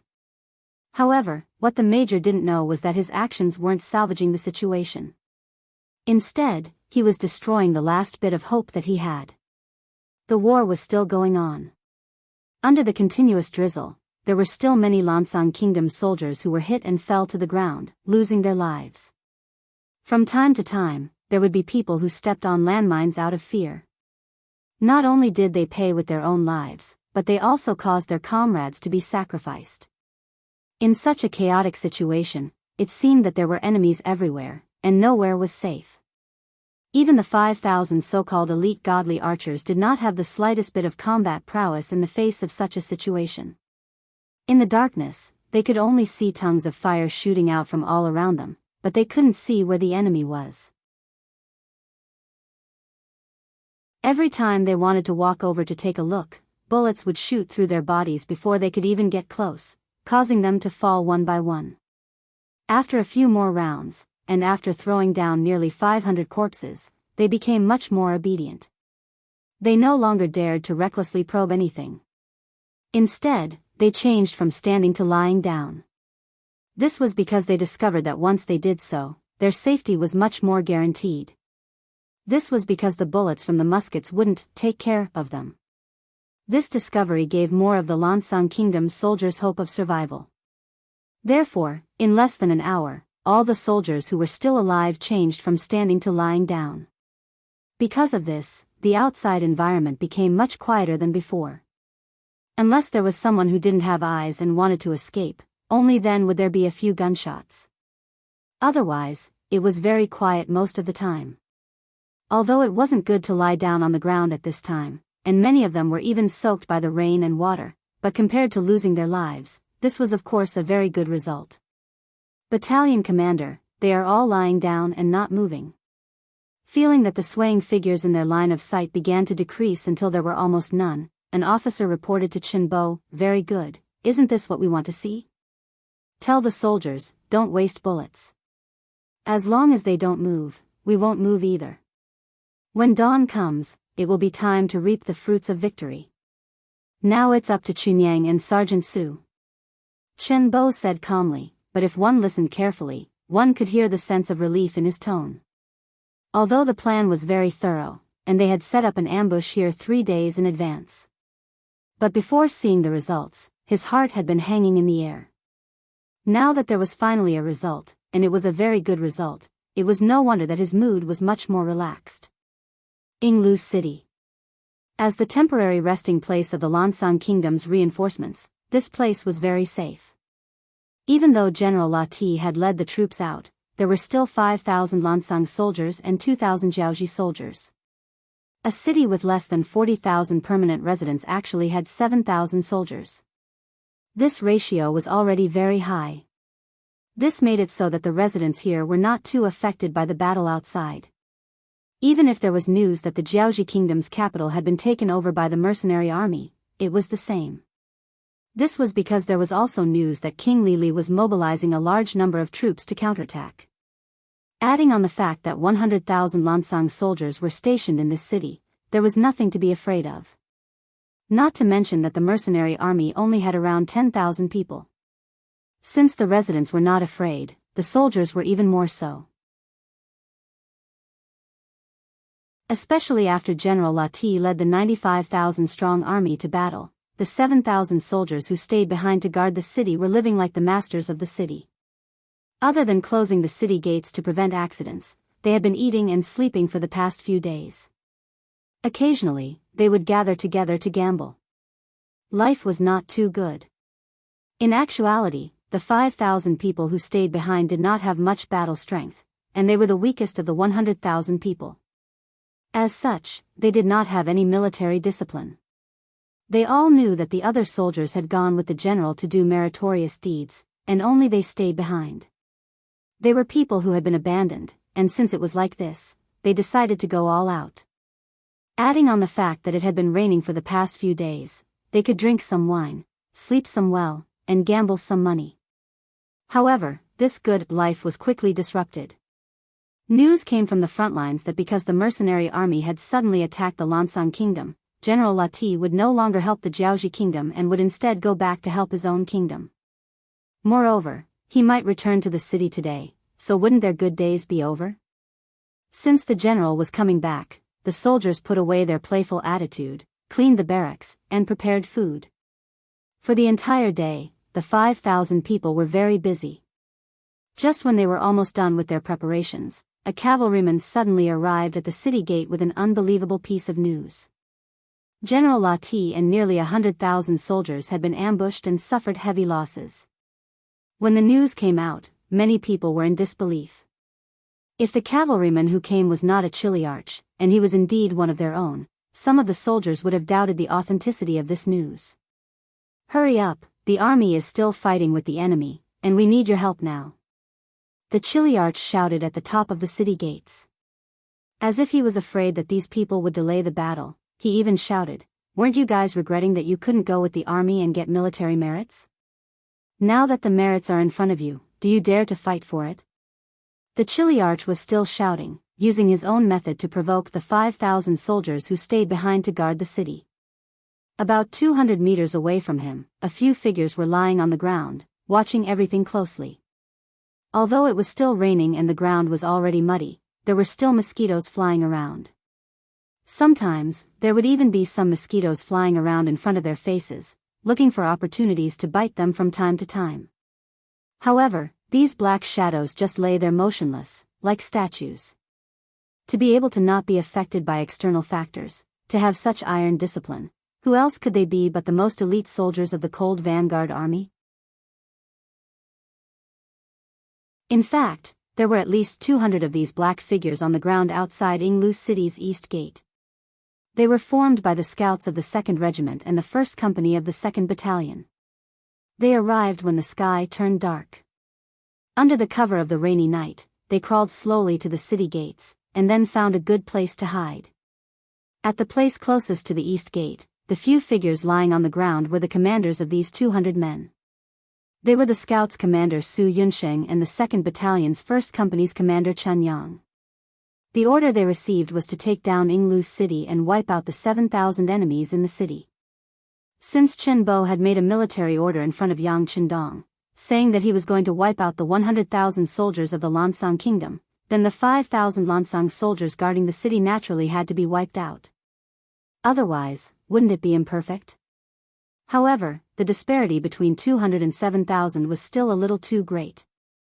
In order to complete this mission, Chen Bo gave the 2nd Battalion's 2 rocket launchers to the 1st Company's commander Chen Yang, as well as 2 squads machine guns. These were the treasures of the 2nd Battalion, and only the most elite Cold Vanguard Army was given such good stuff. Now that they were all given to the 1st Company, this was the only thing that Chen Pai could support them in. When the 2 rocket launchers and 2 squads machine guns were in his hands, Chen Yang also made a military order in front of Chen Bo, guaranteeing that he would complete the mission. Speaking of which, the 200 of them only had to face the 2,000 Jiaoji soldiers in Yinglu city. With such firepower, this mission wasn't that hard to complete. At this moment, Company Commander Chunyang and Company Commander Su Yunsheng were discussing the battle plan below the city gate tower.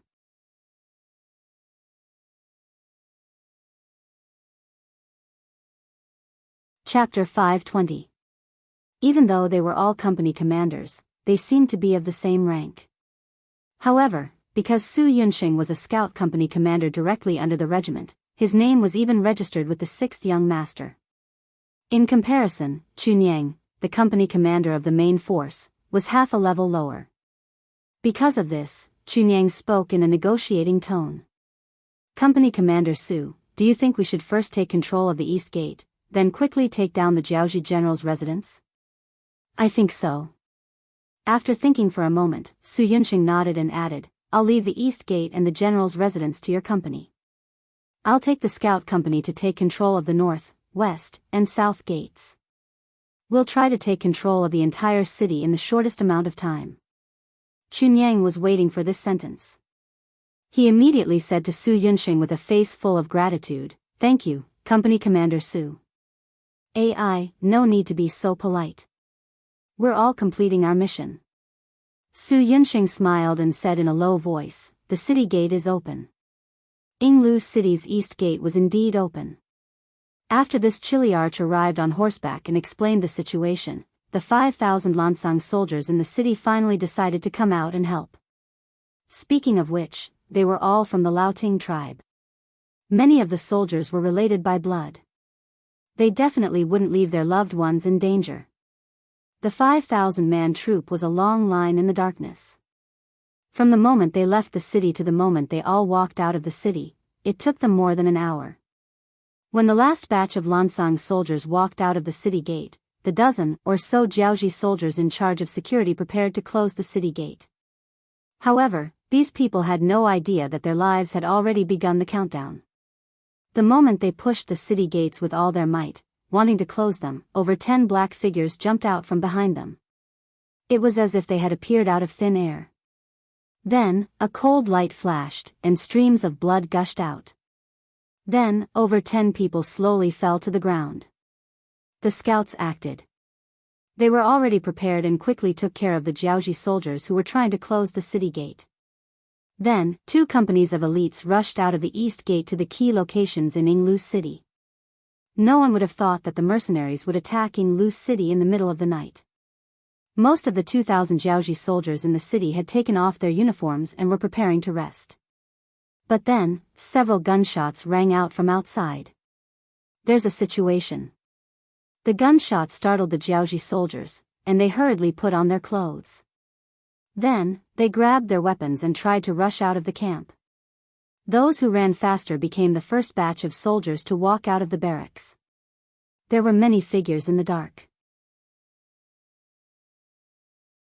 Then, torches were lit one after another.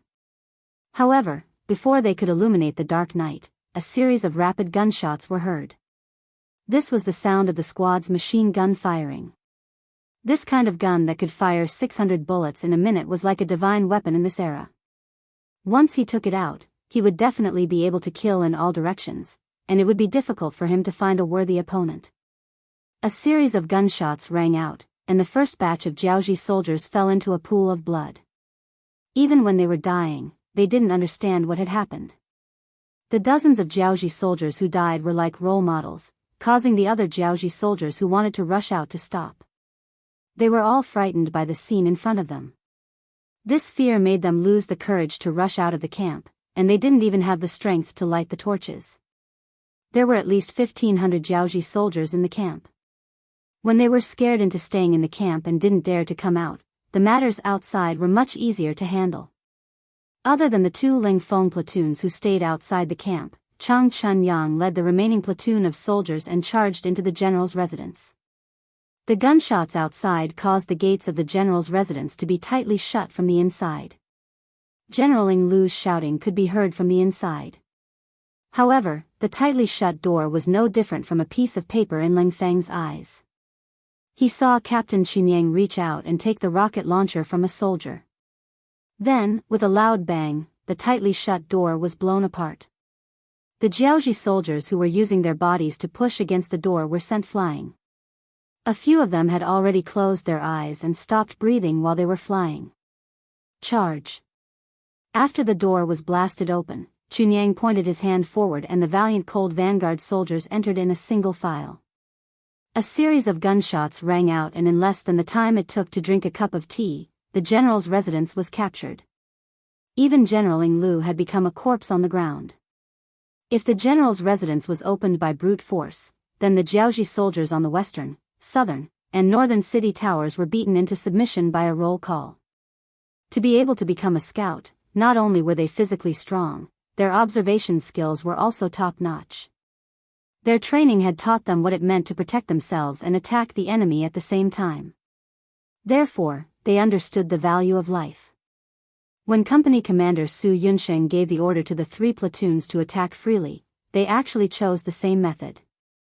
They didn't attack the city towers, and only occupied the city gates. Not attacking the city towers meant that they didn't want to put themselves in danger. It could also be said that there was no need to take the risk. Their mission was only to control the 3 city gates.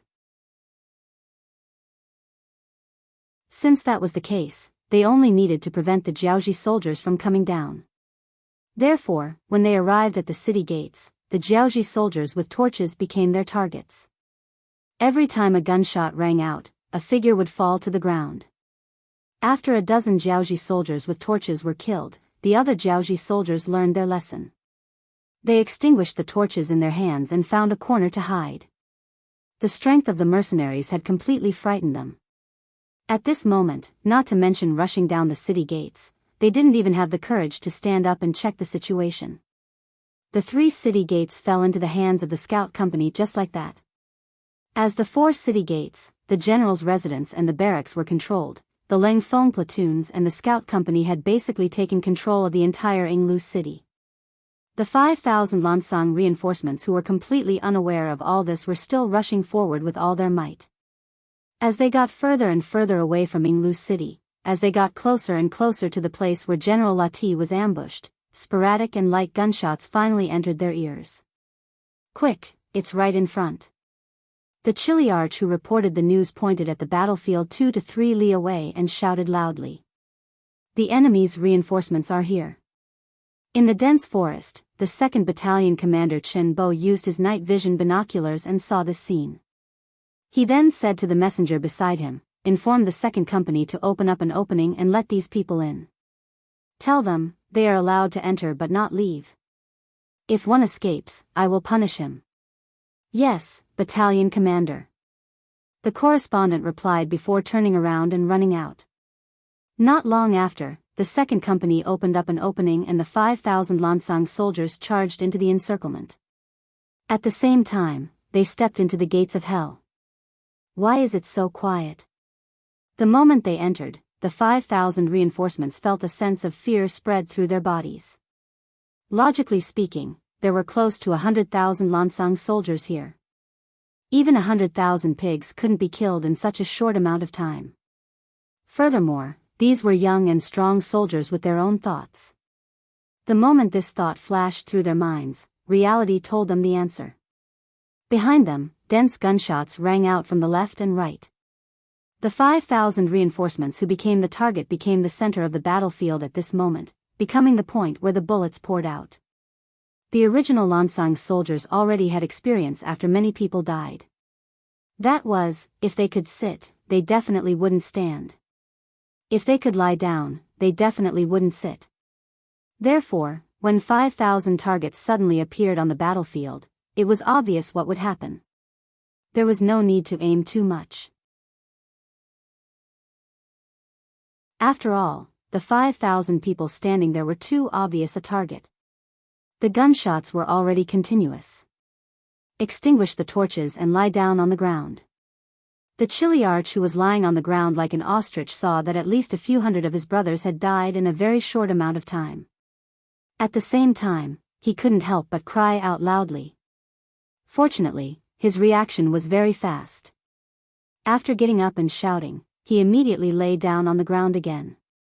A bullet whistled past his head. He was so scared that his heartbeat quickened. He really didn't dare to imagine what would have happened if he had been a step slower. In the end, this shout was still effective. Some soldiers still heard it and threw away their torches and lay down on the ground. Although the bullets whistled past their heads from time to time, it was no longer a threat to their lives. The 5,000 reinforcements quietened down after a few hundred people died. The battlefield fell silent once more. At this moment, no one wanted to challenge or test anything. They all lay down on the ground obediently, allowing the rain to soak their bodies. Fortunately, it was only August and the night wasn't too cold. Otherwise, it would be really hard to imagine what would happen if they lay down like this for the entire night. Battalion commander, they have all become obedient. A soldier who was very close to Chen Bo looked at the scene in front of him and said with a face full of excitement. Previously, when the soldiers of the 2nd Battalion knew that they had to deal with the 100,000 Lansang soldiers alone, it was impossible for them not to be nervous. Although it was true that they had the most advanced firearms in the world, the difference in numbers was still too great. Even with the assistance of 10,000 Jiaoji mercenaries, most of the soldiers still didn't have the confidence to kill the enemy.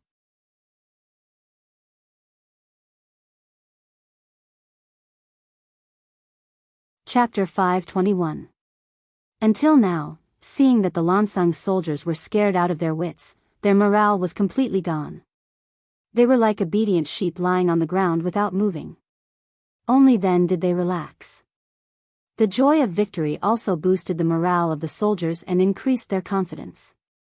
That's right, they've all become obedient. Chen Bo said with a satisfied expression. Although his plan was thorough and he was confident that he would obtain the final victory, before there was a result, any accidents could happen. Thinking about the military order he made in front of the 6th young master, it would be a lie to say that he wasn't worried at all. Fortunately, the heavens were on his side. This light rain came at the right time. Finally, the situation was settled. He could also give a satisfactory answer to the 6th young master. He was happy in his heart and a smile appeared on his face. How about this? Notify everyone to take turns to rest. Let everyone recover their energy.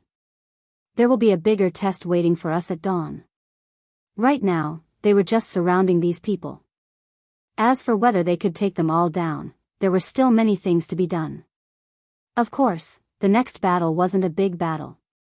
As long as everything went according to plan, it was obvious what choice these 100,000 people would make.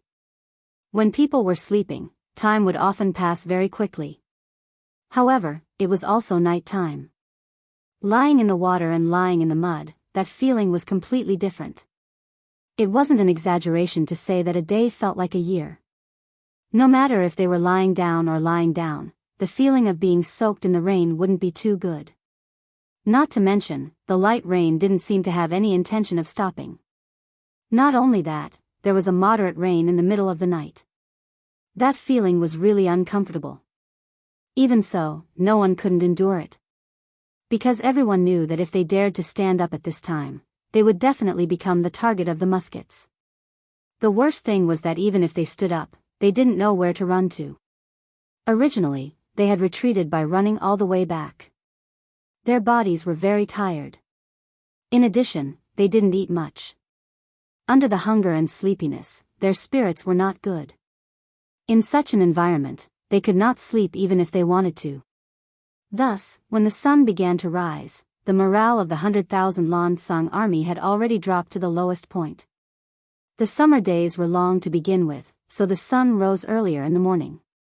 The mercenaries who surrounded them only slept for a little more than 2 hours before they had to wake up. Fortunately, they were able to sleep well for the past 2 days. In addition, they were prepared. Every soldier was wearing a raincoat. In terms of mental state, they were much better than the Lansang soldiers. From the moment the sky started to brighten, the mercenaries held their guns tightly in their hands, ready for the Lansang soldiers to counterattack. However, it was obvious that this was unnecessary. Tired, sleepy, and hungry, the soldiers of the Lansang kingdom had long lost the courage to resist. They did not know where to escape to, nor did they know where to go. In such a situation, even though lying on the ground was very uncomfortable, they could only do so. It's about time. Seeing that the expected riot did not happen, 2nd Battalion Commander Chen Bo heaved a sigh of relief. He stood up and his eyes shone, passed down the order. The cooking squad can start working now. About an hour later, bursts of fragrance began to spread in all directions. When this fragrance entered the noses of the surrounded Lansang soldiers, it caused many of their bodies to move. When a person was very hungry, even the food that they usually disdained to eat would be very delicious. Furthermore, under the orders of Battalion Commander Chen Bo, the cooking squad put a lot of fresh meat in their breakfast. When the smell of the meat soup floated in the air, it only increased their appetite. Under the temptation of the meat soup, many Lansang soldiers forced themselves to look into the distance. What they saw were groups of soldiers in camouflage uniforms and some soldiers in Jianghu army uniforms queuing up to get food. These soldiers had a big bowl in their left hand and a big bun in their right hand.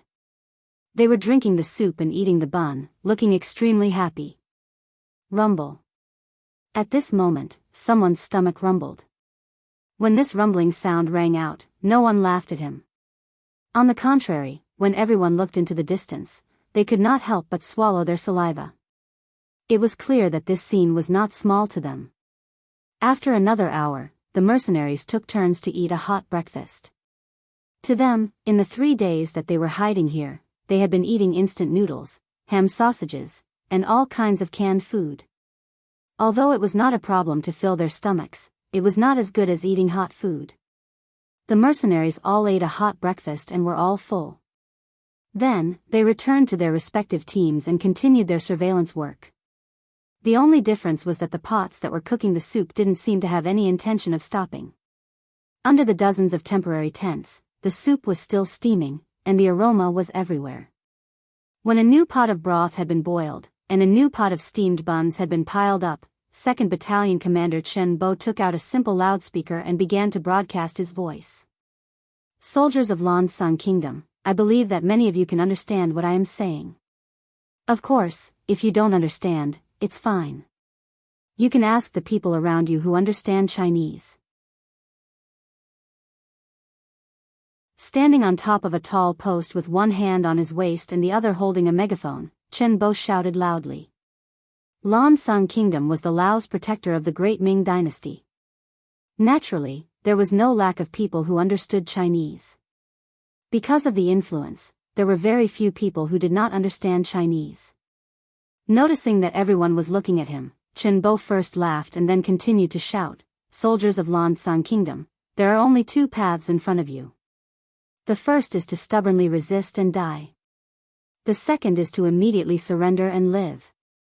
I won't say anything to those who want to die. You can try to charge out and see if your speed is faster or if our guns are faster. As for the brothers who want to live, you can walk out of the ranks now, lay down your weapons, and surrender. You can drink hot meat soup and eat hot buns. Your lives will be preserved, and the only thing you will lose is your temporary freedom. Otherwise, don't think about playing tricks with us. If anyone wants to fake surrender, I can guarantee that he will suffer a fate worse than death. Alright, whether you live or die is in front of you. Make your own choice.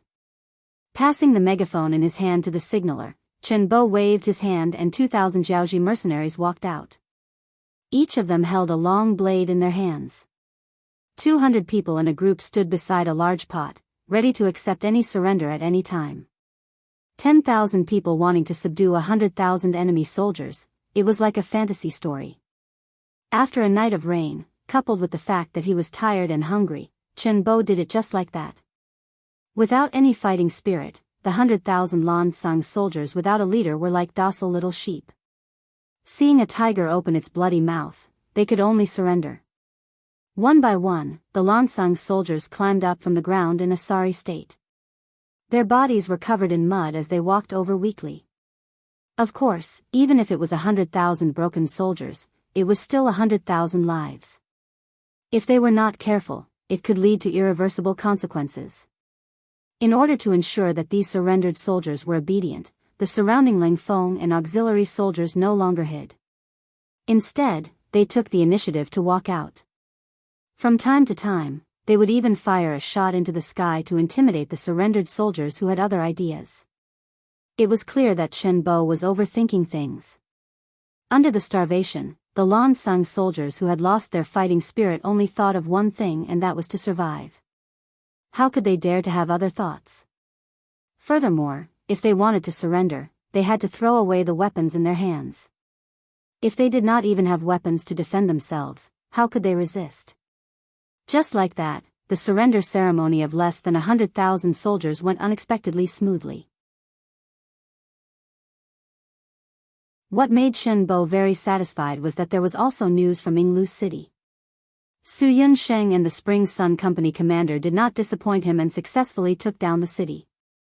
The surrender ceremony was also going smoothly in the morning. Shiyu City. All kinds of information were gathered in the hands of the sixth young master, Yang Qindong.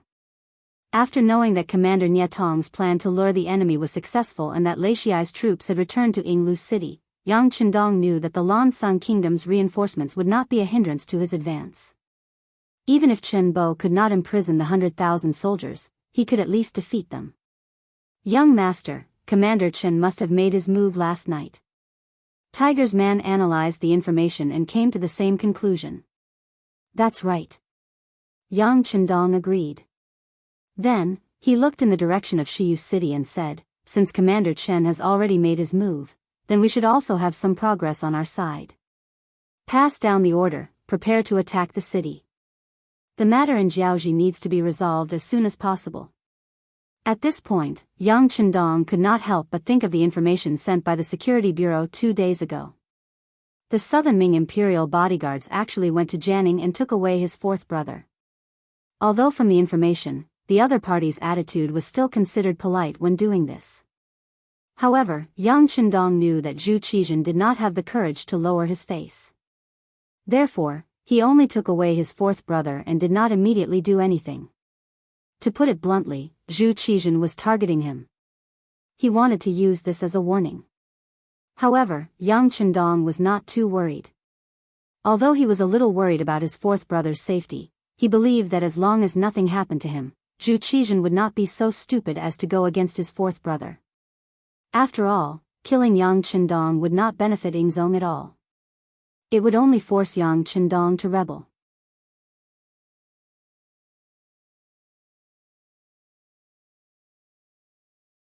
Chapter 522. Since he could see this, Zhu Qizhen should be able to see it as well. Even fourth brother was taken away, so it could be seen that Zhu Qizhen was afraid of him. In order to suppress his development, Yingzong would definitely think of ways to stop him from expanding. It wouldn't be long before the imperial edict arrived. In other words, he didn't have much time left. Tiger's mane, tell Yang San to think of a way to stop the imperial eunuch. I don't want to see them so soon. Understood. Tiger's mane replied and left. When he gave the order to prepare for the siege, he also called the deputy chief of the Security Bureau, Yang San, over. On the west side of the city, there were many armored soldiers, and the atmosphere was tense. The Lansang Kingdom's 100,000 reinforcements suddenly retreated, which gave King Lili a bad feeling. Even though he had yet to figure out what had happened, he knew that Jiaoji was in grave danger this time. In fact, until now, the Jiaoji Kingdom's communication with the outside world had been cut off. All they could see was what was happening in front of them. Although there was no information from the outside world, as the king of Lili, who had once wrestled with the great Ming dynasty, his formidable potential was displayed. He summoned all the civil and military officials and said with certainty, the mercenaries should be attacking soon. We should also be prepared. There weren't many people who dared to oppose Li Li's words. Crown Prince Li Yuanlong was one of them. Seeing that his father didn't have any information and didn't have any reliable information, he said with a doubtful tone, "Father, why do you say that?" His son was good at everything, but he was a little too confident. With this kind of personality, he wouldn't easily trust others, even if he was his father. In truth, Li Yuanlong still valued his father very much. It was just that he had made some bad decisions in the past, especially when his base of operations in the Nine Truth County had been occupied. This had caused his personality to change a little. He always wanted to prove himself, which led to this problem. If others asked, perhaps Li Li wouldn't give any explanation. After all, he was the king, and he didn't need to consider other people's opinions when making decisions. But the one who asked this question was his son, so everything was a different story. He tried his best to speak in an amiable tone. Father made this decision based on two judgments. First, the Lansang Kingdom's 100,000 reinforcements suddenly retreated. Although we still don't know the reason, their retreat must be caused by the mercenaries. This proves that they are preparing to make a move. 2. Extending the second finger of his right hand, King Lili continued, the diplomatic group we sent to contact the Southern Ming has already left for a long time, even the news of the capital being occupied has been sent out for a period of time. Presumably, the current emperor of the Southern Ming dynasty should also know about what happened here. Since the mercenaries have such a strong fighting strength, I'm sure that not only us, but also the young emperor of the Southern Ming dynasty. Unless there was something wrong with his brain, he would definitely think of a way to stop the mercenaries from growing stronger. If the mercenaries don't make a move now, I'm afraid that they won't have a chance to do anything once the emperor's imperial edict is issued. It had to be said that Li Li's intelligence was indeed very high, and his analysis was also very thorough. This was indeed one of the reasons why Yang Chendong was in a hurry to make a move. Of course, Li Li didn't know that the second reason why Yang Chendong was in a hurry to make a move was because he didn't want to waste too much time on conquering the Jiaoji kingdom. The destruction of a kingdom was a huge matter for the generals and even the monarchs in ancient times. It might even take a long time to prepare for this battle. Even if it took 10, 20, or even longer, it would take several generations of people to work together. However, all of this didn't mean much to Yang Chendong, who had mastered the advanced firearms. Although his strength wasn't too strong right now, it was still possible to win against the great Ming dynasty, but it was impossible to easily conquer the Jiaoji kingdom. After all, the great Ming dynasty's territory was too big, to the point that the people in his hands wouldn't even make a splash. In comparison, Jiaoji was different. It was only a small kingdom, and he was already prepared to conquer it. It must be known that Yang Chendong's ambition was so big that it was impossible for others to understand. Even so, if he had to spend so much time and effort on a small kingdom like Jiaoji, it would be impossible for him to achieve his goal in this lifetime. If he had to spend so much effort on such a small kingdom, what would he do when he faced the big kingdoms? As such, Yang Chendong didn't want to wait any longer. He wanted to make a swift and decisive decision and quickly resolve the matter of Jiaoji. In this way, even if others were dissatisfied with what he had done, what else could they say when he had done all that he had to do? No matter what Yang Chendong was thinking, at least Li Li's analysis was correct. After he explained the two reasons, even Crown Prince Li Yuanlong was convinced. He then said, "Father, since this is the case, should we prepare to fight?" "Of course we should fight, but we also need to make preparations for peace talks." Li Li nodded first, then shook his head and said with a sorrowful tone, "Our Jiaoji is still too weak. We can't continue fighting this war. Otherwise, even if the mercenaries don't destroy us, the others won't let us go. After saying this, Li said with a somewhat angry voice, "Send someone to investigate the assassination of the Duchess of Zhongdang." What is going on? That assassin is called Imo Ta, right? What is his background? Hearing his father mention this matter, Crown Prince Li Yuanlong immediately reported what he knew. "Father, I have sent someone to investigate Imo Ta's matter. Although he is from Jiaoji, he is no longer under our control. We have been wrongly accused. Of course this prince knows this, but we still need to give him an explanation. How about this, let's investigate this matter thoroughly," Li said with a dark expression. Mo Ta tried to assassinate Yang Qindong's wife but was killed before he could succeed. This didn't seem like a big deal. However, it had now become the fuse that ignited the war. If this matter wasn't resolved, the mercenaries wouldn't retreat so easily. Even if it was to give the other party a way out, this matter had to be investigated thoroughly. "Yes, I understand." Li Yuanlong nodded after understanding his father's intentions. "All right, boys, it's time for you to perform. If the mercenaries attack, this king hopes that everyone can give it their all. Only with a perfect performance on the battlefield can the negotiations proceed smoothly. Only then can our Jiaoji kingdom regain its strength and return to its golden age." Yes. All the civil and military officials lowered their heads in agreement. They knew what would happen to them if they lost the next battle. Becoming a prisoner was probably the best outcome for him. Thinking that they would lose their freedom and all the pleasures of life, it was no wonder that everyone would do their best. Just as the Jiaoji army was preparing, the mercenaries 10 li outside the city started moving forward. 18,000 Jiaoji mercenaries lined up on both sides. The 3 battalions of the Cold Vanguard were at the front as the main force. Beside them were 7 auxiliary battalions and behind them were 7 temporary auxiliary battalions. The army of 25,000 slowly moved forward in an orderly manner. From the original distance of 10 miles to 9 miles, 8 miles, all the way until they were 4 miles away before they finally came to a stop. Facing the mercenaries who were eyeing them covetously, the Jiaoji army in Shiyu City quickly reacted. General Li Shaozhong was the vanguard. He led 30,000 soldiers out of the East City Gate and began to get into formation.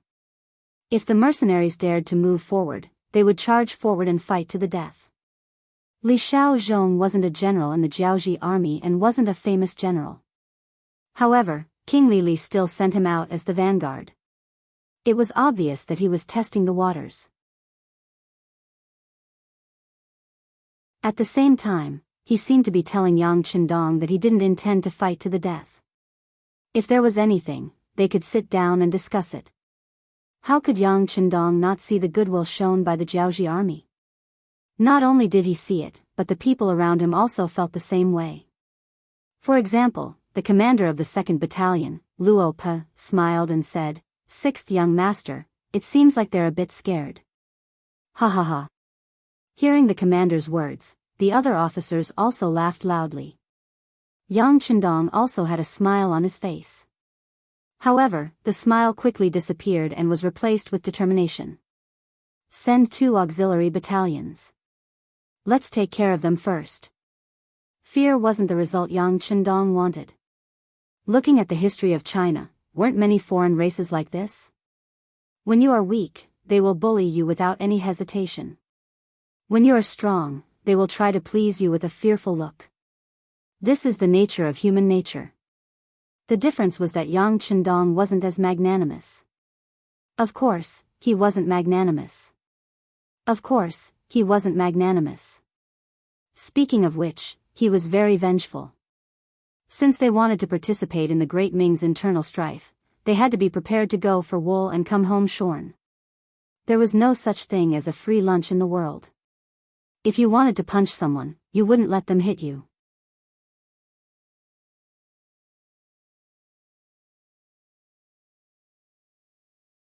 Chapter 523. Initially, everyone was worried that the 6th young master would take pity on them for showing weakness. After all, as soldiers, the battlefield was the best place to test themselves. If there were no more battles to fight, their presence would only get weaker and weaker. Now, Yang Chendong did not relent because of their actions. He still decided to fight first. The 7 battalion commanders of the auxiliary battalions were all agitated. However, it was a pity that there were only 2 slots. In an instant, the 7 battalions were fighting over them. Lu Zhuo was also having a headache over the fact that there were clearly not enough slots to go around. Speaking of which, the 7 battalions were not too far apart in terms of fighting strength. It was not easy to choose who to send. After asking for instructions from Yang Chendong, they decided to draw lots to decide who to send. Of course, Lu Zhuo also said that if they were lucky enough to be sent but did not perform well on the battlefield, they would be sent to the sidelines the next time something like this happened. At most, they would be sent to the second echelon. The lucky ones were the 5th and 6th battalions. However, the other battalions were not without hope. As long as they did not perform well, it would be time for them to fight. In order not to give the other battalions a chance, the 5th and 6th battalion commanders gathered their company commanders, platoon commanders, and even squad leaders to hold an emergency meeting. In their words, if anyone messed up in the upcoming battle, they could not blame them for being ruthless and directly expelling them from the military. This was expelling them from the military, not just retirement. The latter would at least not be in the military anymore. They could still do other things. Moreover, with a military background, many units in Qiqian City would fight for them. However, if they were really expelled from the military, they would be too ashamed to face anyone. That would be even more painful than death. Yes, the 2 battalions had a total of 800 soldiers. Every one of them was yelling and shouting, looking as though they were going to give it their all. In terms of logistics, the soldiers of the 2 battalions had a decent lunch of 6 meat and 2 vegetables. After resting for 15 minutes, the 800 soldiers leaped over the 3rd Battalion of the Cold Front Battalion and slowly approached the 30,000 Jiaoji soldiers outside the city. No matter where the Cold Front Battalion went, they were the absolute main force. However, they had no intention of fighting the first battle, which made the company commanders below look displeased. First Company Commander Tian Su went straight to Battalion Commander Kong Chuanxin to express his dissatisfaction. Battalion Commander, why didn't you let us fight in the first battle? Does the 6th young master have something against us? Bullshit.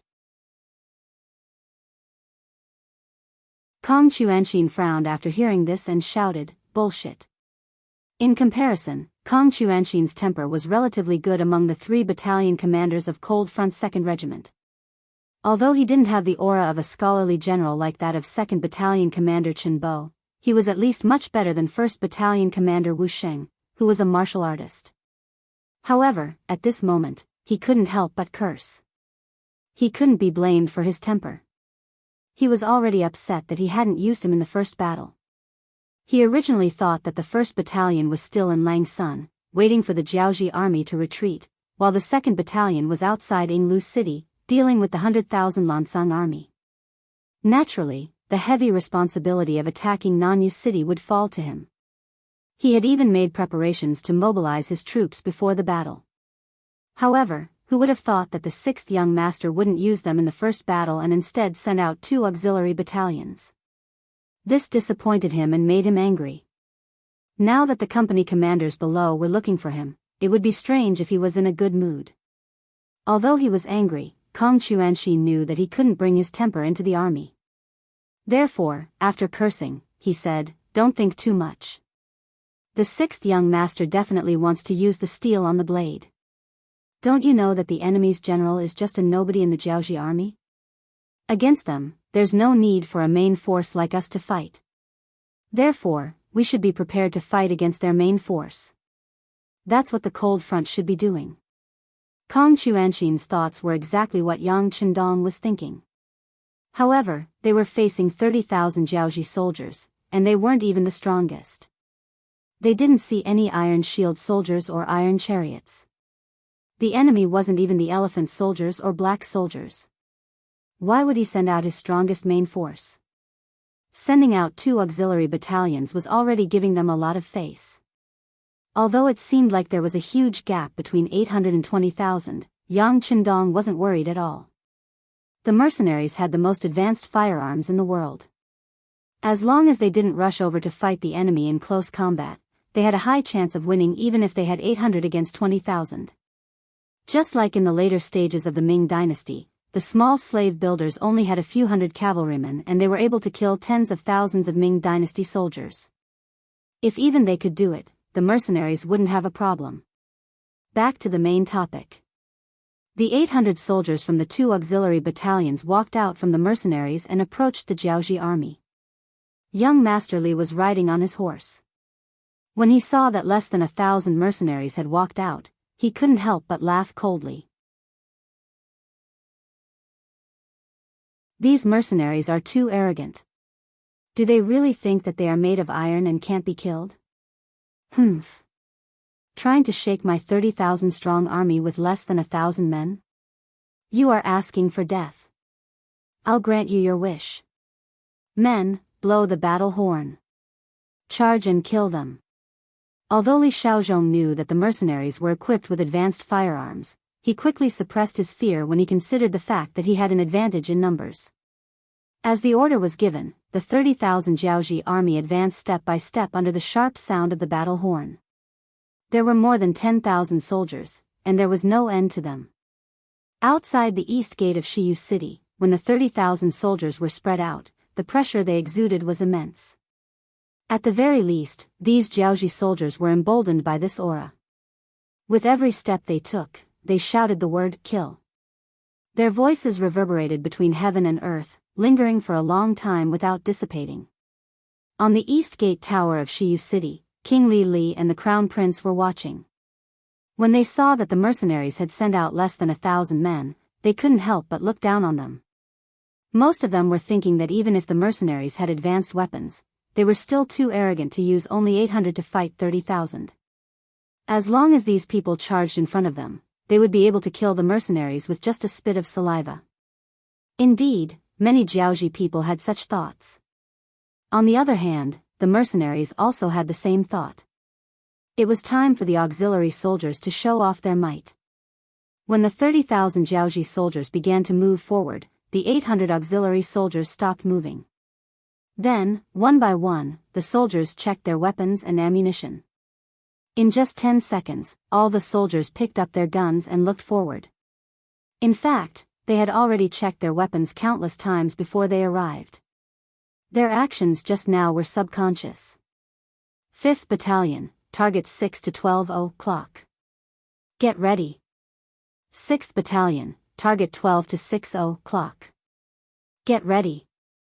The 2 auxiliary battalion commanders gave the command to prepare for battle at the same time. 800 soldiers stood in the same line, giving the impression of a long green dragon entrenched on the ground. Open fire. The distance between the two sides was now only 400 meters, completely within the firing range of the muskets. The 2 battalion commanders immediately gave the order to open fire, and a series of gunshots instantly suppressed the other party's footsteps and sounds. Bullets flew out horizontally. When the 8-nation alliance entered Beijing, there were only 1,000 of them. However, they were able to defeat tens of thousands of Qing soldiers and the Boxer groups. This was the power of firearms. At that time, the 8-nation alliance mostly used rifles, the kind that needed to be reloaded after every shot. Moreover, the effective range of those rifles was only 200 to 300 meters. In comparison, it was much worse than the Type 81 rifles used by the auxiliary soldiers. Even though the Type 81 rifles were made by the Qiqian City Munitions Factory, they were not as good as the Type 81 rifles in Yang Qindong's warehouse. However, there were all kinds of detailed introduction books and the best finished products as templates. The Type 81 rifles produced by the munitions factory were quite good, reaching 70% of the original gun's effect. At the very least, although the Type 81 rifle's effective killing range did not reach the original 800 meters, it could reach the current 500 meters. Currently, at a distance of 400 meters, every bullet could take a person's life. Of course, when facing a black mass of enemies, there was no need to aim. Any bullet that was fired, as long as it did not hit the sky or the ground, could hit someone. Gunshots rang out. When 800 Type 81 rifles were fired at the same time, the scene was very shocking. As their bullets poured out from the barrels of their guns, their enemies, the Jiaoji soldiers who came from afar, fell to the ground in droves. Previously, they relied on their numbers and were full of morale. Even when they took a step forward and shouted the word "kill," it was indeed effective in raising their morale. However, at the end of the day, it was just to encourage themselves. When faced with life and death, no one knew if this courage would be useful. Every time a bullet was fired, a Jiaoji soldier would fall to the ground. When such things happened one after another without any signs of stopping, even if they still had the courage to shout the word "kill," in reality, they were already afraid. There was no one who was not afraid of death, especially when they knew that they were going to die. They did not even have the mentality to try their luck. One could imagine what kind of blow the morale of the army was taking. Under the shock of the advanced rifles, the morale of the Jiaoji soldiers began to drop. As the figures fell, the Jiaoji soldiers had only advanced 50 meters before they began to stagnate. Some of the more cowardly ones even began to tremble, wondering if they should retreat and run.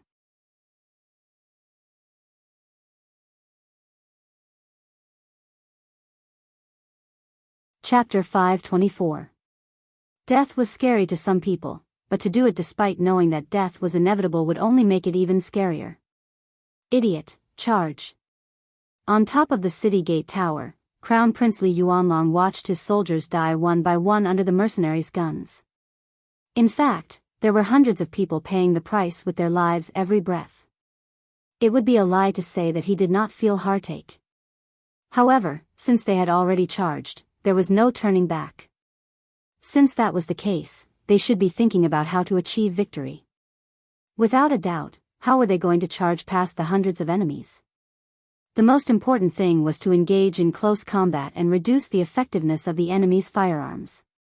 Perhaps to prove the Crown Prince's words, the commanding general below the city wall, Li Shaozhong, happened to give the order for the entire army to charge. He continued to shout the battle cry, and at the same time, he shouted to the people around him in a bewitching manner, "They only have 800 people. As long as we can rush to their side, victory will belong to us. Charge. Whoever kills one enemy will be promoted by 3 ranks, and will be rewarded with 100 taels of silver." With such a great reward, brave men were bound to come forward. Especially when Li Shaozhong killed a few soldiers who wanted to retreat, the other Jiaoji soldiers gritted their teeth and charged forward. That's right, once they charged forward, the firearms in the hands of the mercenaries would not be as effective. That would be the time for them to kill the enemy. Retreat. Seeing that the enemy had finally come to their senses and knew how to charge, the 2 commanding generals of the Jiaoji battalion immediately ordered. At the same time, the soldiers of the 5th and 6th battalions gave the order to retreat. At the same time, the guns in their hands continued to spit out flames and bullets. Jiaoji soldiers kept falling in the path of the charge. However, because one side was charging with full force while the other side was retreating, the distance between the 2 sides was slowly closing as more and more people died. First platoon, activate continuous fire mode. Fire all your bullets quickly. Second platoon, third platoon, prepare to fire. Seeing that the distance between the 2 sides had been reduced from 400 meters to less than 100 meters, and soon it was only 60 to 70 meters, and the distance was still rapidly shrinking, the 5th and 6th battalion commanders issued a new order. It would be a lie to say that they were not afraid when facing the charge of tens of thousands of people with only 800 people. After all, the momentum of so many people rushing over was very frightening. Fortunately, their usual training was effective. Yang Qindong had long anticipated that they would often be outnumbered, so when he trained them, he placed special emphasis on courage. The lone hero had become the role model and goal in the hearts of all the warriors. In addition, the 2 battalion commanders had already said that if anyone dropped the ball, they would face the consequences of being expelled from the army. After all, the 6th young master was watching from behind. As a member of the auxiliary troops, it was rare for him to be in the limelight like this. If he retreated out of fear, or even ran away, he would lose all his face. It was under such encouragement that none of the soldiers retreated even though they were still a little afraid. Instead, they listened to the orders of the 2 battalion commanders. They opened fire and dropped bombs. Everything seemed to be in order. Seeing that the mercenaries were getting closer and closer, the eyes of the Jianghu soldiers at the front glowed with excitement. In their eyes, victory was right in front of them. As long as they advanced a few dozen meters, as long as they could get close to the mercenaries, the effects of their firearms would be limited. That would be the time for them to show off their might. Dreams were beautiful, but reality was cruel. Just as these Jianghu soldiers were trying their best to run forward and seemed to have seen the light at the end of the tunnel, hundreds of objects suddenly flew over their heads. Those objects seemed to have grown eyes as they landed in the midst of the charging Jianghu soldiers. In the next moment, a series of deafening explosions were heard. Correspondingly, Jianghu soldiers were blown away by the explosions. Grenades could be considered as small cannons for close combat. Once they landed in a crowd, the impact was so great that everything within a 3-meter radius would be flattened. The pitiful Jianghu soldiers at the front were instantly devoured by the power of the gunpowder.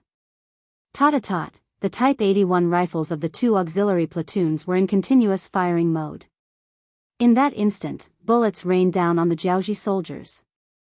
Some of the Jianghu soldiers who were lucky enough not to be hit by the grenades became live targets. One by one, they were hit by the bullets and fell to the ground. Grenades, throw them. With each squad as a unit, the sounds of explosions were incessant. While corpses were sent flying, deep craters of varying sizes were blasted into the ground. Run!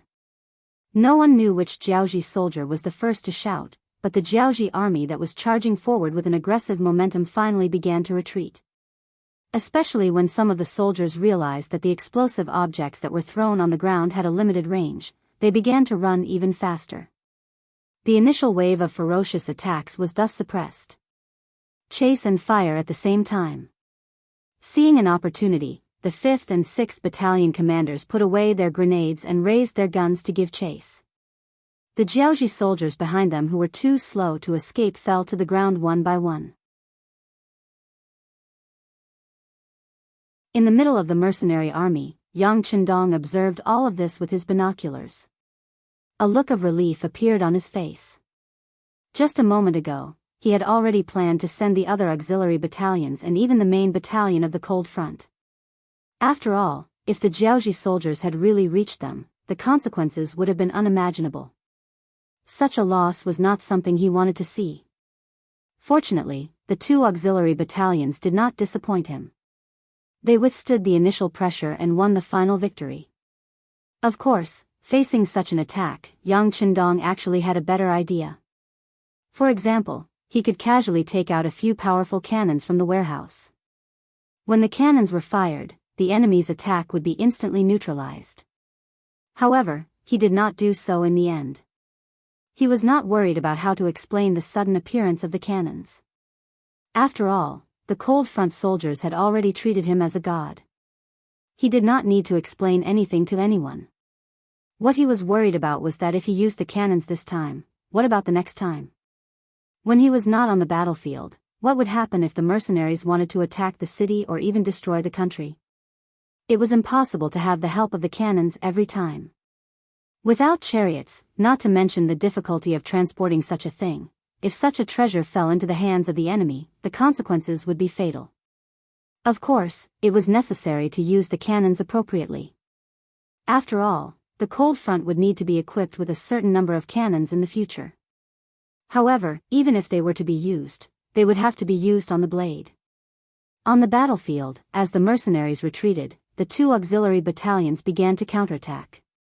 Although their footsteps were not very fast, because the enemy was still within shooting range of the 81 caliber guns, every time they fired, there would still be enemies who would fall to the ground. Open the city gates and let them in. On the tower of Shiyu City, seeing the defeated Jianghu soldiers being slaughtered right under his nose, the King of Lily's face was already pale. he suddenly realized that he seemed to be really old. He actually began to feel fear from the bottom of his heart. This was something that had never happened to him when he was young. Even when he was facing the powerful Ming dynasty, he still dared to make his own voice and arm wrestle. But now, in the face of the seemingly invincible mercenaries who were able to repel his 30,000-strong army with less than 1,000 people, he really didn't know what to do or what to do at this moment. On the tower, the Jiaoji archers began to continuously fire arrows. Although they were far from being able to hit the mercenaries who were still 400 meters away, they at least had to show that they had the ability to counterattack.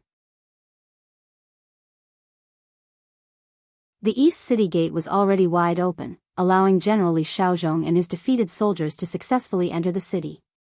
Although they were defeated, they were still Jiaoji soldiers after all. Needless to say, who would not be defeated when facing such an opponent? After the soldiers surged into the city gate, they did not even have time to care about the wounded soldier who was shot but did not die. The city gate was quickly closed. They were afraid that the mercenaries would take the opportunity to directly attack the city. However, in reality, the two auxiliary battalions had already retreated. In this battle, they had killed at least a few thousand people and successfully completed their mission. When the 5th and 6th battalion commanders returned to the barracks, they were naturally praised by Yang Qindong. He also announced that their contributions would be recorded and would be rewarded when the time was right. The two battalion commanders immediately received countless envious gazes. Although the other battalion commanders were also jealous, they knew that these two battalion commanders had some ability after witnessing everything. Just the fact that they were able to remain unmoved in the face of 10 times the enemy's pressure was already admirable. As for contributions, with so many enemies, was there a need to be afraid that there would not be any more battles to fight in the future? As long as one was strong enough, gold would always shine. After the battle, it was almost night time. Yang Qindong had no intention of launching a night attack. It was not that he did not have the ability to do so, but the current Jiaoji was not worth it for him to do so. Therefore, other than the soldiers who were left behind to carry out the necessary patrols, the rest of the soldiers went to bed early after dinner. Others could rest, but Yang Qindong could not. He still had too many things to do. For example, the 2nd Battalion commander, Chen Bo, had sent news that they had successfully completed their mission. They had killed General Lati of the Lansang Kingdom's reinforcements and more than 5,000 soldiers. The remaining 95,000 Lansang soldiers and 1,000 Jiaoji soldiers in Yinglu City had all become captives. After the first step was completed, Chen Bo asked for instructions on what to do next. In response, Yang Qindong gave the orders while Tiger's Mane recorded them down. Inform Hanoi City to send out 20,000 educated youths from Chichen City. Leave 2,000 of them in Yinglu City to carry out preaching activities. The rest will help Battalion Commander Chen to take the captives back. Inform the Navy to be prepared to send the captives to Chichen City.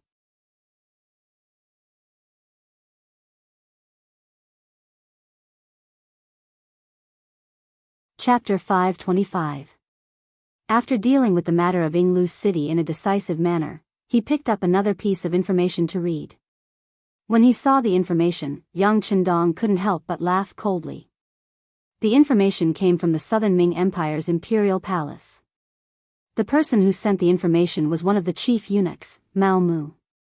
As the most important spy by Yingzong's side, unless it was a major event, he wouldn't send out any information.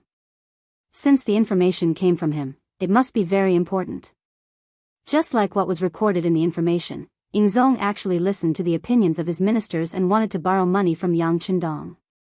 The emperor of a country actually wanted to borrow money from his ministers.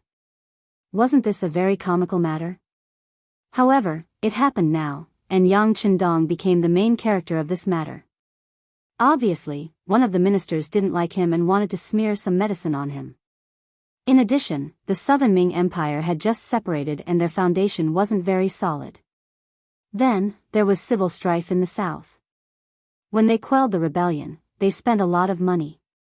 Now that they didn't have to pay taxes from Guangdong, Guangxi, and Yunnan, their lives were even more difficult.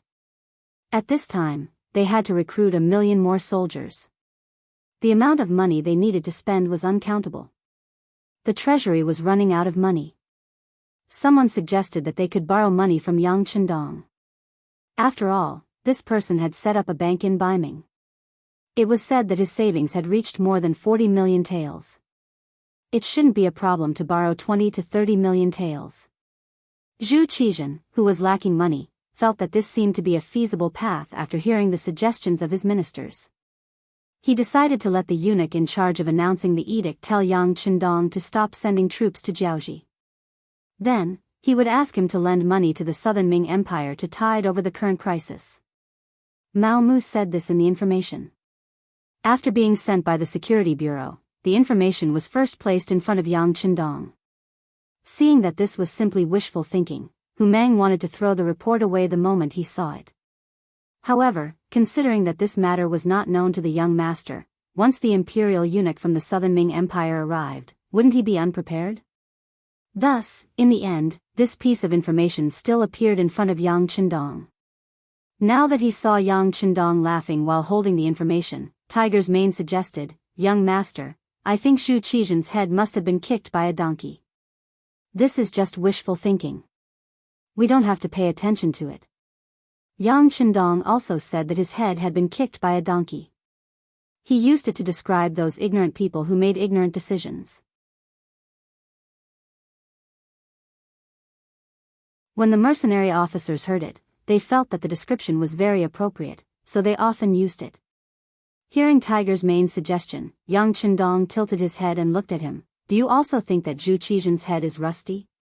Seeing that Yang Chendong didn't seem to think so, Tiger's Mane said with a puzzled expression, "Young master, isn't that the case?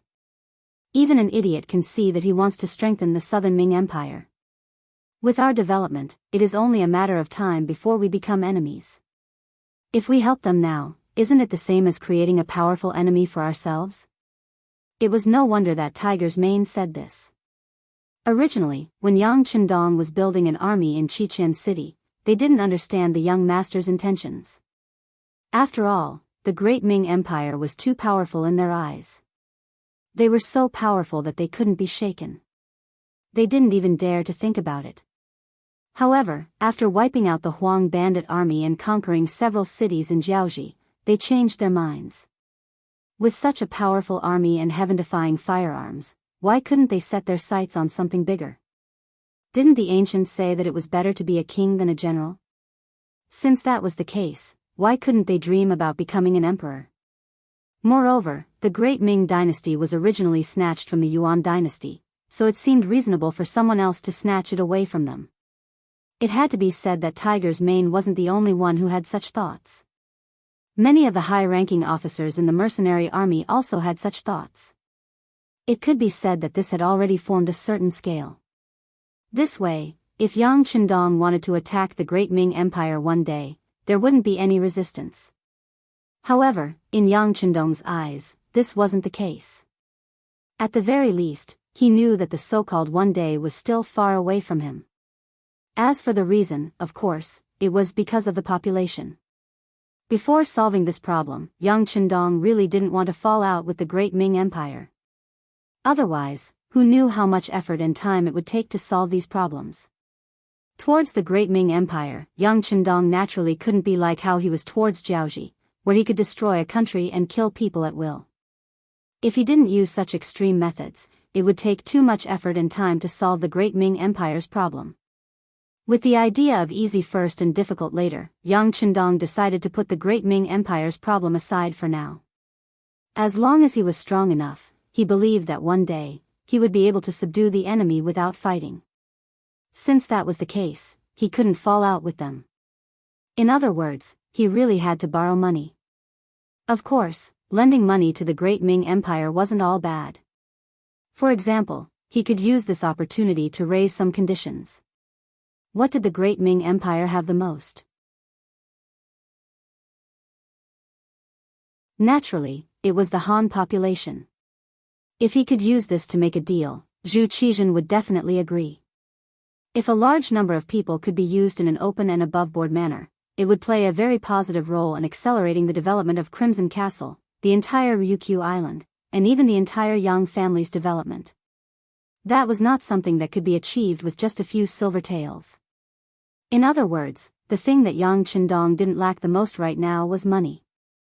Putting aside the fact that the goods in the Outer Heavens Trading Company had always been in short supply, especially after the cooperation with the Walla, many things had begun to be exported to Europe and had become items that the rich people there fought to buy. Just based on this, silver was continuously sent to the Yang clan. Moreover, as the Yang clan's navy continued to grow stronger, the amount of transactions at sea was also increasing. In the warehouse in Crimson City, silver had long been piled up like a mountain.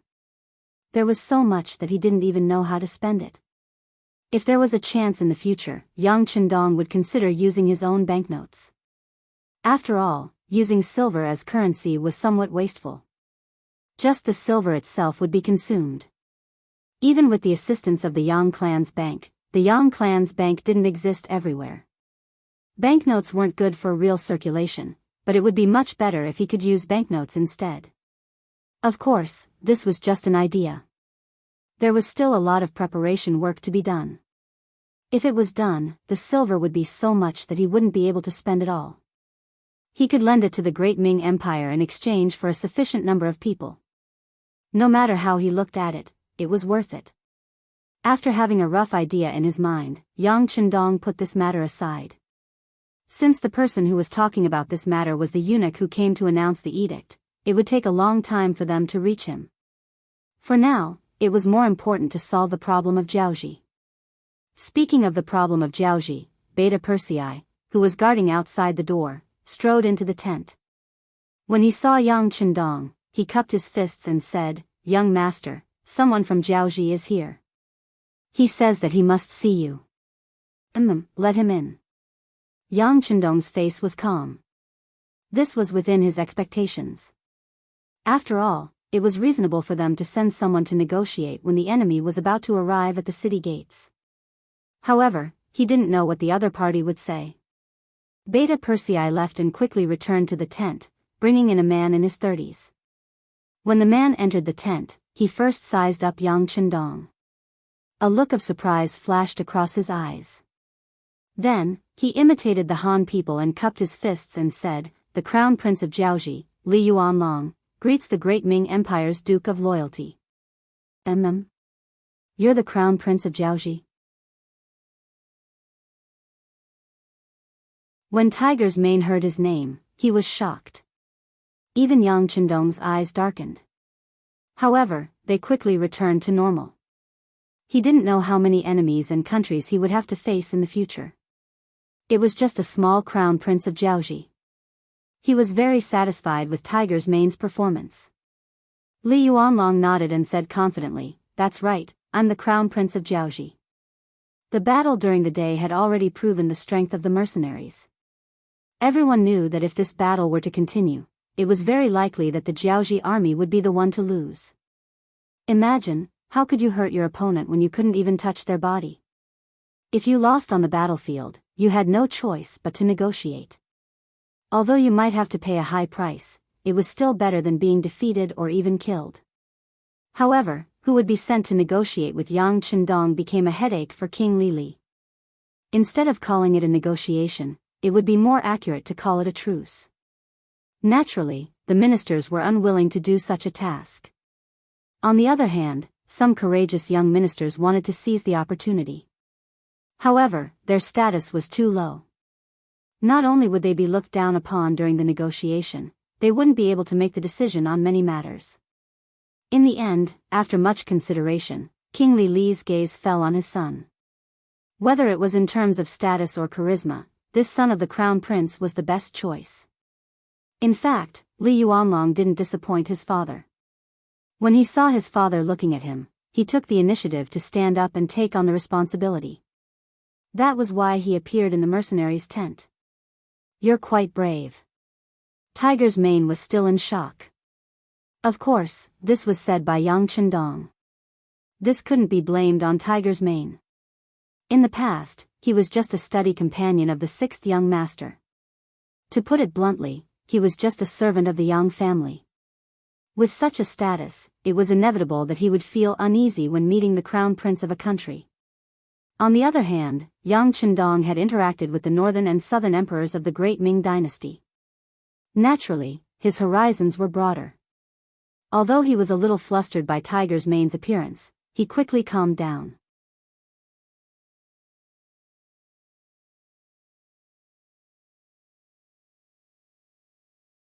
Chapter 526. That was because Yang Chendong knew that with his current status and advantage, the crown prince of Jiaoji was nothing to him. When Li Yuanlong saw how quickly Yang Chendong regained his composure, he sighed inwardly. Yang Chendong was both young and extraordinary. He put aside his shock at Yang Chendong's youth and said with a smile, as the ancients say, when two armies fight, they don't kill the envoys. Besides, I have no grievances with the Duke of Loyalty and Courage.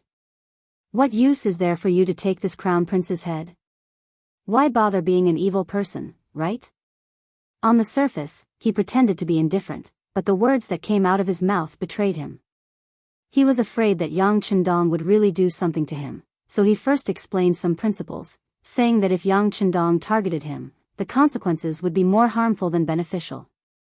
Naturally, Yang Chendong understood the meaning behind Li Yuanlong's words and couldn't help but smile. Indeed, he didn't have any thoughts about the crown prince's life, so he wouldn't kill him.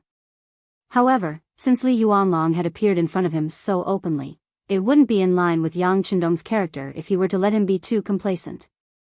Therefore, Li Yuanlong smiled and said with a stern expression, "You don't deserve to address yourself as the crown prince in front of me.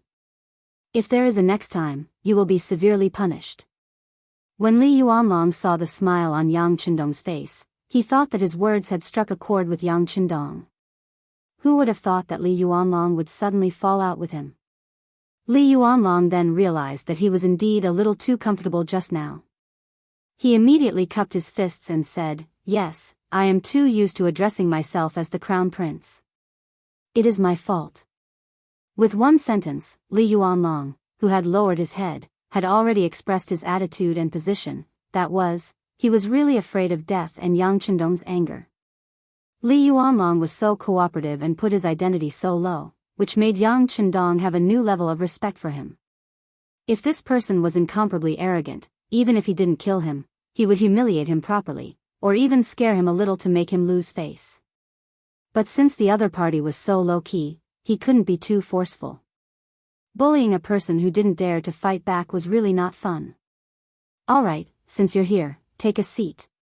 Tiger's Mane, go out and keep an eye on them. No one is to disturb them without orders," Yang Chendong said casually to Tiger's Mane.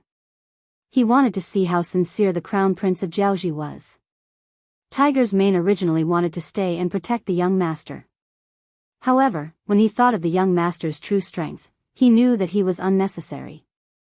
He immediately nodded and left. Perhaps it was because of his rebirth, but Yang Chendong had become familiar with his body. His body's potential began to explode. His strength, speed, spear skills, and perception were stronger than when he was at his peak in his previous life. Just a few days ago, when he was bored in Hanoi City, he called the 20 people from the second guard team and asked them to attack him together. To everyone's surprise, the final winner turned out to be Yang Chendong himself. Although he had taken a lot of punches and kicks because of this, he was the one standing in the end. Even the punches and kicks that he took quickly returned to normal as he continued to breathe in and out. This was all because of the qi that suddenly appeared in his body. Yang Chendong didn't have any impression of how this qi was formed and when it appeared. Anyway, he knew that with this qi in his body, his strength had more than doubled. And this strength was still increasing. This time, he challenged the second guard team. Next time, he would challenge the first guard team. He wanted to see where his limit was. Tiger's Mane, who had been by Yang Chendong's side for a long time, was very clear about these things. The young master was so strong that he was even a little abnormal. What was so scary about leaving him and the crown prince of Jiaoji alone in the tent? It would be best if this person didn't have any bad intentions. Otherwise, he would really be in trouble. Tiger's Mane left without any hesitation. When only the two of them were left in the tent, Li Yuanlong stood up and bowed to Yang Chendong. He said, Yuanlong thanks the Duke of Loyalty. This gratitude was naturally to thank Yang Chendong for saving his face. Otherwise, if there were outsiders present, it would be hard for him, the crown prince, to lower his head. That's enough. There are no outsiders here. Why don't you tell me what you want? Yang Chendong had no intention of building a relationship with Li Yuanlong. Although he was the crown prince of a country, in Yang Chendong's eyes, he was just a defeated general. Since he was a defeated general, his status naturally didn't matter. Phew. Li Yuanlong heaved a sigh of relief and sat back down on his chair. His mind quickly went through the main points of the negotiation. When he raised his head again, he opened his mouth and said, Duke of Loyalty and Courage, the strength of the mercenary army is something that my father and I, as well as all of the Jiaoji officials, have witnessed clearly. We admit that if we were to fight, we would be no match for you. That's why I only have one goal in mind, and that is to ask the Duke of Loyalty to withdraw your troops. As for the price, please state it clearly. As long as it is within our means, we will do our best to satisfy you. How about it? It's not that you would be no match for us in a fight, it's that you wouldn't even be a match for us. Yang Chendong corrected Li Yuanlong's words. Then, he ignored Li Yuanlong's ugly expression and continued, It's impossible for me to withdraw my troops. Either we fight until Jiaoji is destroyed, or you surrender voluntarily and admit that Jiaoji is a province of the mercenary army. This way, you and your father will not have to worry about food and clothing for the rest of your lives. As for the consequences of not surrendering voluntarily, Yang Chendong didn't state it clearly. However, he believed that Li Yuanlong should be able to imagine it. As expected, after hearing Yang Chendong's words, Li Yuanlong was stunned. Then, as if he heard wrongly, he said, Duke of Loyalty? What did you say? I didn't hear wrongly, did I? You want Jiaoji to become a province of the mercenary army and not a province of the great Ming dynasty? Indeed, this was what shocked Li Yuanlong. If it was the former, he would be shocked as well, but it wouldn't be as intense as it was now. What is this Duke of Loyalty trying to do? Does he want to betray the great Ming dynasty? As soon as this thought appeared in his mind, it was immediately confirmed. Yes, this Duke of Loyalty must be thinking this way. He has already proven his strength with his actions. It seems that even my father has underestimated this person. Li Yuanlong's expression kept changing. Yang Chendong didn't say anything. He had already made his intentions clear. Even though it wasn't appropriate for him to reveal his thoughts so early, especially in front of the enemy, if he didn't even have this much courage, how could he conquer the world? As for whether Li Yuanlong would inform the great Ming dynasty of his thoughts if he didn't agree, he didn't care. At most, he would just deny it. Without any evidence, who could say anything? Furthermore, whether it was the southern Ming dynasty or Beiming, they probably didn't want to fall out with him. Otherwise, everyone knew what kind of price they would have to pay. Li Yuanlong was truly shocked. He knew that Yang Chendong was a powerful person. Furthermore, he was so young, so it was inevitable that he would be hot-blooded and radical in his actions. However, he didn't expect his goal to be so big. He actually wanted to take over the entire Jiaoji. Wasn't he afraid of indigestion? There were too many questions in his mind, but Li Yuanlong didn't voice them out. This was because he couldn't possibly agree to the other party's request. He was here to negotiate, not to surrender on behalf of the entire Jiaoji. If Yang Chendong was willing to retreat, even if the request was a little too much, he would find a way to satisfy it. However, he couldn't make the decision to surrender without fighting.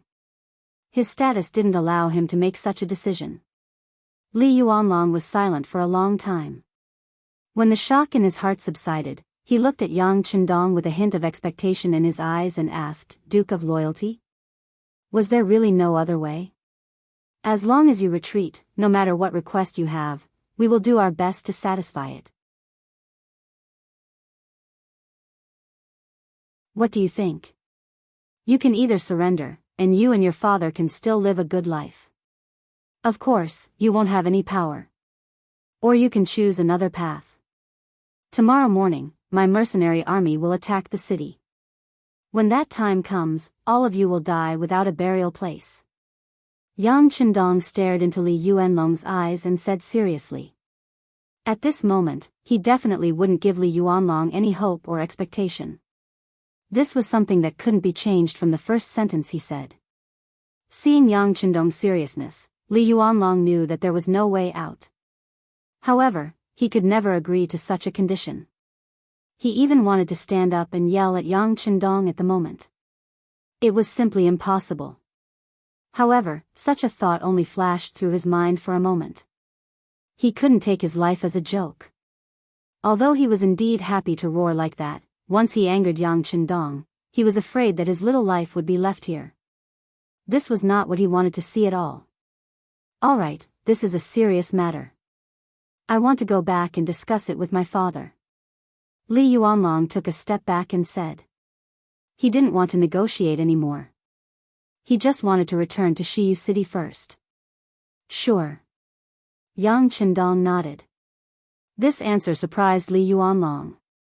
I can even give you a warning. If you don't give me an accurate answer by noon tomorrow, I will attack the city.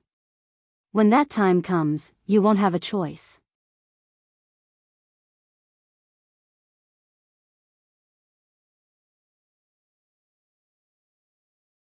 Chapter 527.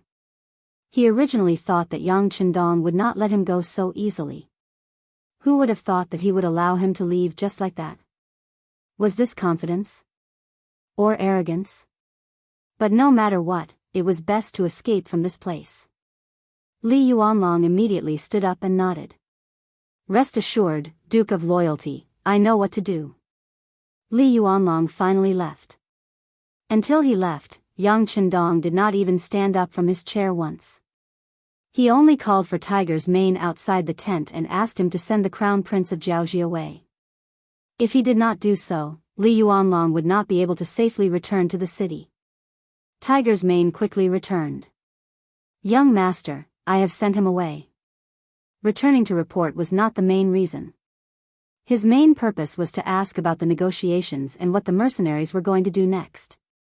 Yang Chendong, who was very clear about Tiger's mane's thoughts, nodded lightly and then ordered, inform all the officers to attack the city at noon tomorrow. Yang Chendong was very clear that Li Yuanlong and his father, Li, would definitely not agree to his conditions. Surrendering without even putting up a fight.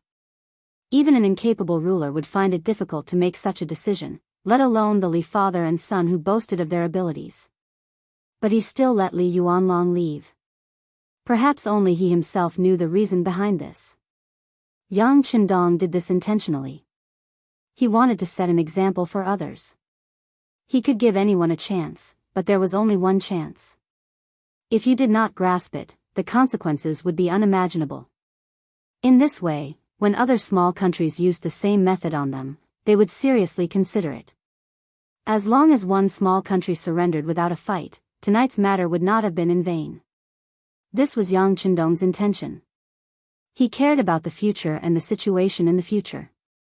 However, Li Yuanlong, who couldn't see this, arrived at the foot of the city wall in a panic. He sat on the hanging basket and returned to the city tower. Soon, he appeared in front of his father, Li. The crown prince returned. In the temporary palace, Li wasn't the only one who didn't rest. None of the civil and military officials were resting. They were waiting for the crown prince to return. They wanted to see what kind of demands he had made, how they would respond, and what concessions they would make. As soon as he entered the temporary hall, Li Yuanlong could feel hundreds of eyes looking at him. If it was in the past, he would be secretly happy to be the center of attention, but at this moment, he was a little annoyed by the way people were staring at him. Dragoni, how is it? This time, before anyone else could ask, King Lily spoke first. Just from this point alone, it was clear that he had lost his usual composure. This was not Li's fault, and it had nothing to do with his age. All of this was because after Crown Prince Li Yuanlong had left the city and discussed with the generals, he had been shocked to discover that they had no way to deal with the mercenaries, nor did they see any hope of victory. This was what caused Lily to be shocked. Could it be that other than negotiation and compromise, there was no other way? It was because of this that he placed all his hopes on his son, hoping that Li Yuanlong could bring him a good result. Even though he knew that the mercenaries would definitely demand an exorbitant price, he still hoped that they would be more polite. After all, weren't the Han people used to learning from Confucianism, talking about moderation, talking about the demeanor of a great country, and forgiving people when possible? As long as you expressed your acceptance, you would usually receive their forgiveness. Perhaps it was because of this that when the Han people were weak, so many people would stand up to bully them. Repaying evil with good, this was what the Han people were most willing to do. Often, doing this would bring them a good reputation. But did they not think about how to repay kindness? Of course, this was a bit off topic. When Li Yuanlong heard his father personally ask, he didn't know how to answer. He stood there for a long time without making a sound. Li Yuanlong's silence made King Lily very anxious. Dragoni, what is the situation? Did you not see the Ming dynasty's Duke of Loyalty and Courage? Shaking his head, Li Yuanlong said, I saw him. You saw him? Then what did he say? Lily let out a sigh of relief, but seeing that Li Yuanlong didn't say anything for a long time, he couldn't help but say anxiously, did he put forward some harsh conditions? What is going on? Say something. Not only was the king anxious, but the other officials were also anxious, waiting for Li Yuanlong's answer. First, he took a deep breath. Perhaps he also knew that some things were unavoidable. Rather than not saying anything and letting everyone guess, he might as well say it openly. Perhaps before there was no way out, everyone could still unleash their potential and defeat the mercenaries. This prince saw him, and he only made one request. In the following time, Li Yuanlong described the process of his meeting with Yang Qindong in detail. His memory was quite good, and he didn't miss anything. But because of this, these words had a great impact on everyone. Perhaps no one would have thought that the other party's appetite was so big. At some point, King Lily had returned to his large chair, and his expression was terrifyingly ugly. The other officials weren't any better. Apart from a few low-ranking officials who were still whispering and expressing their opinions, some of the more shrewd and capable officials were silent, standing there with gloomy expressions. To them, negotiation was their only hope. As long as the other party could retreat, Jiaoji would have a chance to start over. As for what they would have to pay for this, there was nothing they could do about it. Who asked their enemies to be mercenaries? Who asked them to send troops to Nanming first, and who asked the assassin called Mo Tua to be a Jiaoji citizen? Based on this, it was only right for them to pay a price, or rather, there was nothing they could do. But now, Yang Qindong wanted the entire Jiaoji, and this was something they didn't want to see. Killing people was nothing more than a nod of the head, not to mention the fact that they were the ones being killed. Now, they didn't even have a way out for themselves. How could they, who already felt wronged, accept such conditions? No, we can't admit defeat like this. Our military strength is more than 10 times that of theirs, and we can still fight. Chen Heijin, the famous general of the Jiaoji army, was the first to voice his opinion. Yes, we can't admit defeat. Even if we die in battle, we can't be scared to death. Another famous general of Jiaoji, Fan Yuhai, also expressed his opinion, and his opinion was the same as Chen Heijin's. With these two taking the lead, the military's opinion was very clear, and this brought hope to King Lily. How confident are you that you can defeat the mercenaries? Facing the king's question, the two generals looked at each other, then shook their heads in unison. After witnessing the might of the mercenaries' firearms, how could they still have the confidence to defeat their opponents? Then, how confident are you that you can defend the city?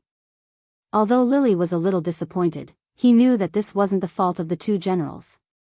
The mercenaries were just too strong, completely beyond the strength of this era. It was like when the Qing dynasty fought against the Eight-Nation Alliance. No matter how many soldiers you had, when cold weapons faced hot weapons, you had no chance of winning. I don't know, but we have to defend it. If we really can't, we can use people to fill in the gaps. If the Southern Ming Emperor's decree arrives earlier, perhaps things will turn for the better. Fan Yuhai shook his head, then he gave everyone hope. That was, they still had outside help. Speaking of which, it was a little funny. This outside help was actually the Southern Ming regime that they had always regarded as their enemy, and they had taken advantage of them. This was something that couldn't be helped. If they didn't rely on the Southern Ming, Jiaoji wouldn't exist anymore. One had to know that this was different from when they submitted to the Great Ming. At that time, they only submitted on the surface, and at most, the Great Ming would send a few officials to hold down the fort. They still had full autonomy. If the time was right, it would be easy for them to revolt. However, if they surrendered to the mercenaries, their future would be uncertain. Perhaps Jiaoji would never have the chance to rise again. Fan Yuhai placed his hopes on the Southern Ming, and King Lili also had some hope. However, after thinking about it, it seemed that this was the only way. He could only helplessly say, "All right, since that's the case, then prepare for war. Prepare the trebuchets in the city. Even if we can't hit them, we can at least use them as a deterrent. Also, when we fight, we must set up a powerful supervision team. Today's scene of the defeated army retreating must not happen again." Before the Crown Prince came back, when everyone talked about today's battle, they more or less felt that it was a pity. In their opinion, if the soldiers didn't fear death and continued to charge forward, they might be able to reach the mercenaries. If that was the case, they might be able to see the hope of victory. The king had made a decision, and that was to fight. Then, they would stall for time until the Southern Ming Emperor stopped the mercenaries. In order to achieve this goal, Lili first took out his own 30,000 King's Guards. Then, the Crown Prince also took out his 20,000 elite crown soldiers. Then, there were Chen Heijin's 25,000 black soldiers and Fan Yuhai's 20,000 elephant soldiers. Together, there were 100,000 elite soldiers. In addition, there were 100,000 regular soldiers. If they had to stall, they should be able to resist for a while.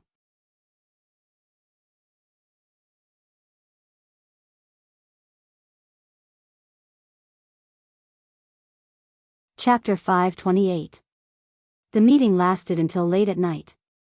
Only then did the officials leave the temporary palace and head back to their temporary residences. It could be seen that every official who walked out of the palace had a dignified expression, but at the same time, there were some whose eyes flickered as if they were thinking about something. Among them, there was one whose face was gloomy all the way home. It wasn't until the door of the residence closed from the inside that he relaxed and sat down on the wooden chair in the study room with a plop. Then, he slowly exhaled a long breath of air. He sat on the chair as if his body had fallen apart. Even the kerosene lamp in the study was slightly lit. This was a habit of his. He liked to think in the dark. But this time, a ghost-like voice appeared beside his ear. "Lord Chen, are you feeling very vexed?" "Who is it?" Lord Chen stood up as if there was a spring installed under his butt. His face was filled with panic. Then, cold sweat dripped down his cheeks. It was no wonder he was so frightened. This was his residence, his study. It was the safest and most hidden place in his life. He was different from the other officials of Jiaoji. Most of them were outsiders. However, he was not. Qin Di was the imperial advisor of Jiaoji and also the magistrate of Shiyu City. After all, Shiyu City was his home ground. However, a stranger actually came in and out of this place that he thought was safe. His eyes were already used to the darkness. He saw a black shadow appear in front of him. There was no candlelight. This made the black shadow look even more sinister and mysterious. It was this feeling that made Lord Shen have goosebumps all over his body. It wasn't hard for him to imagine that if that person didn't want to talk to him, but wanted to make things difficult for him, or even kill him, then wouldn't he have already become a corpse that was gradually turning cold? Qin Di was so nervous.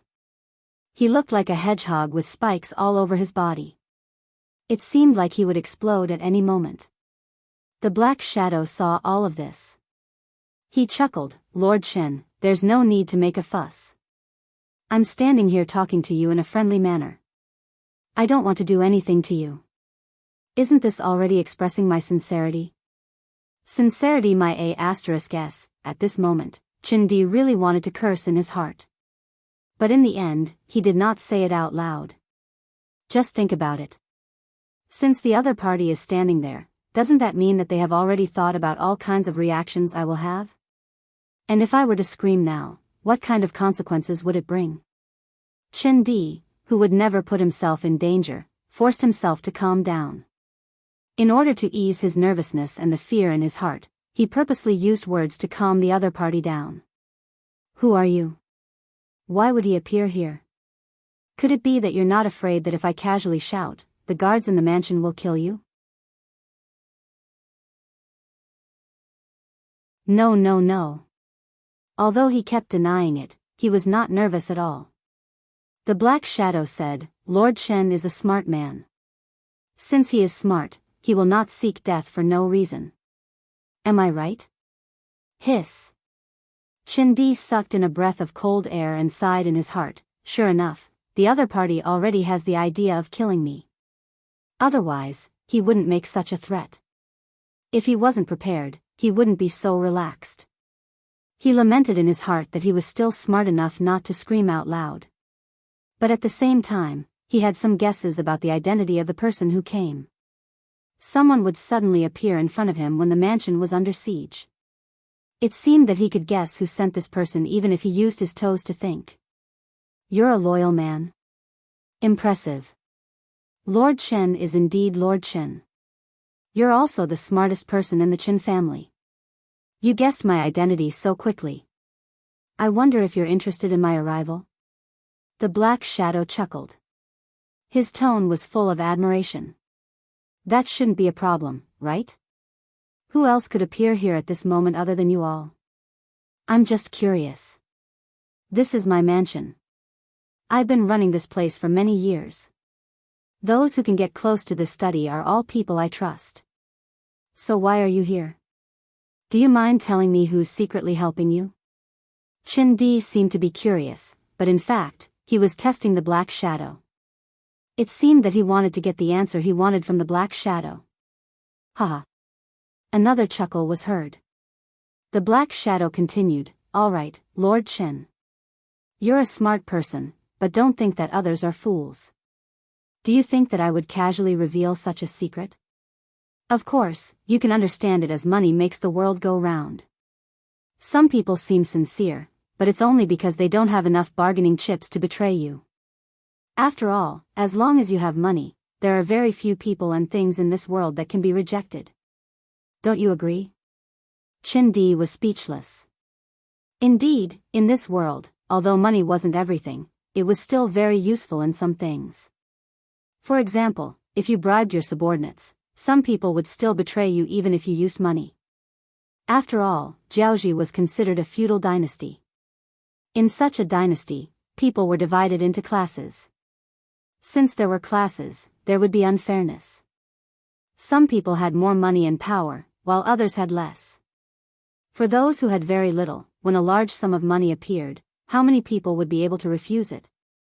Knowing that there was no point in dwelling on this matter, Chindi adjusted his mood and said, All right, I won't ask this question. But since you suddenly appeared here, and in such a manner, I'm sure you have something that you need my help with. If that's the case, you may speak. Of course, I still want to remind you that before you speak, it's best to assess the situation in front of you. If your request is too excessive, I only need to shout outside and countless people will immediately rush in to take your life. Even at this time, Chindi still didn't forget to threaten the other party. Or rather, he wanted to take the initiative in this matter. It had to be said that he was indeed a smart person. At least he knew how to use his advantage to do things. Unfortunately, this time, Chindi was facing the Security Bureau's External Affairs team leader, Yunk. This person was highly valued by Deputy Director Yang Chendong. At the same time, Yang Chendong had met him many times in private and even instructed him to teach many things. He wouldn't take such a threat seriously at all. As a member of the Security Bureau, they had always believed in a maxim, that is, wealth comes from danger. Many times, in order to complete a task, not only did they need to do a lot of foreshadowing before doing it, but they also needed to risk their lives at the last moment. Putting themselves in danger, going into the tiger's den, going to the tiger's den, and so on, these were all necessary experiences. For these senior agents of the Security Bureau who had long disregarded life and death and only had tasks and missions in their eyes, they weren't even afraid of death, so why would they be afraid of Chindi's verbal threats? What's more, if Chindi really shouted here, the first one to die would be the one who shouted. Therefore, in the face of Chindi's obviously weak voice, Young continued to laugh and said, "No. I said before that Master Chen is a smart person. You won't do such meaningless things. The most important thing is that if you shout, you will lose your life first, right? And there's no point in doing so. If you die, perhaps many people will be secretly happy. It will even be a shame for the entire Chen family. After all, who knows if we're fighting among ourselves because of the unequal sharing? You?" After Young completely pointed out the matter, Chindi's face became very ugly. He suddenly realized that the other party was a devil. The other party had already thought of everything. Compared to him, who was suddenly faced with such a predicament, there were too many factors that he didn't consider. Just as Young said, Chindi might not be afraid of death and could even shout loudly to attract the servants in the mansion, but in this way, not only would he die, but he might also die in a very stupid way. If others really thought that he was colluding with a foreign country and died because of the unequal sharing, wouldn't it cause trouble for the entire Chen family? Chen family was the second largest surname in Jianghu, second only to Yuan family. They were even stronger than the currently family of the king. But unfortunately, 10 years ago, Chen Heijin had a disagreement with the family and announced his departure from the Chen family, and had begun to decline. Although he still had some influence among the civil officials, and it couldn't even be considered small. But there wasn't a single person in the military who could make a move. If a family could only control some public opinion and didn't have an effective military to support them, one could imagine how many restrictions they would face when doing things. Take Chindi for example. Although he had some ability, was quite smart, and had the position of a court official, he could only be confined to this small piece of land in Shiyu City. This was the disadvantage of not having military power. Without anyone to support him, his words carried less and less weight. The entire Chen family's status in society became lower and lower, to the point that they were about to fall from being the second largest family. When that time came, there would be many people who would be willing to step on them. At that time, it would be the greatest test for the entire Chen family. Fortunately, a war suddenly broke out, and then the mercenaries came. After that, some of the actions against the Chen family disappeared. Of course, this didn't mean that those people had given up on the idea of sharing the benefits of the Chen family. Instead, when an even greater enemy appeared, everyone automatically ignored their threat and existence.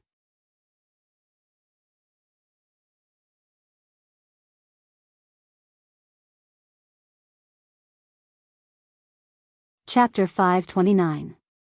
From a certain point of view, the appearance of the mercenaries had temporarily saved the Chen clan.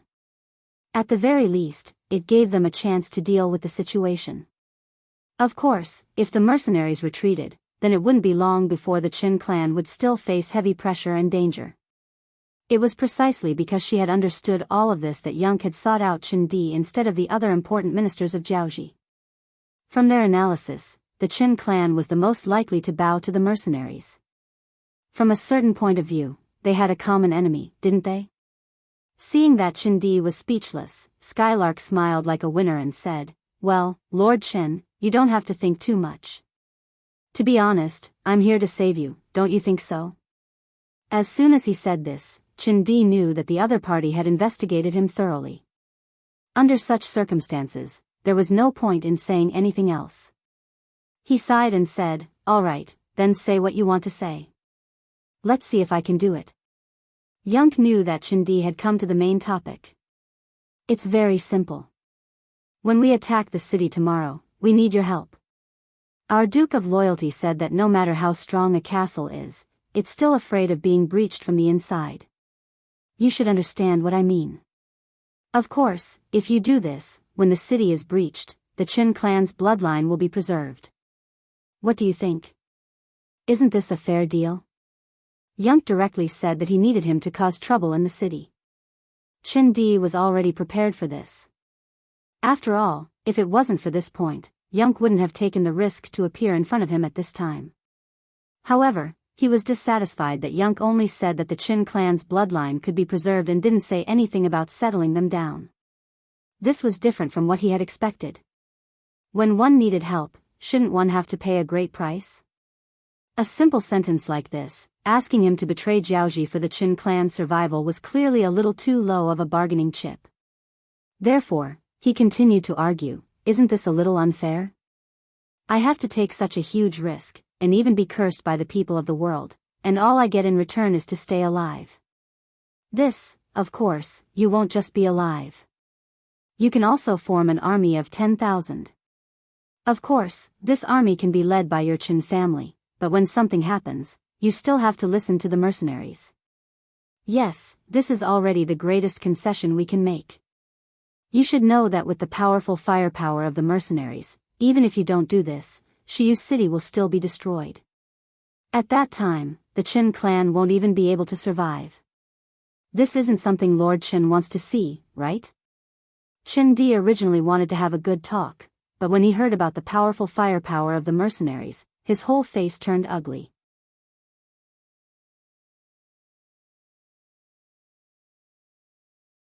Then he thought about how powerful the enemy they were facing this time was. Even if I don't contribute, it's only a matter of time before Shiyu City falls. When that time comes, will he blame himself for giving up the opportunity in front of him? Once his clansmen knew that there was a chance of survival in front of them, but he didn't fight for it, those people would definitely tear him apart. This was not a fair negotiation to begin with. Qin Di had too few chips in his hands.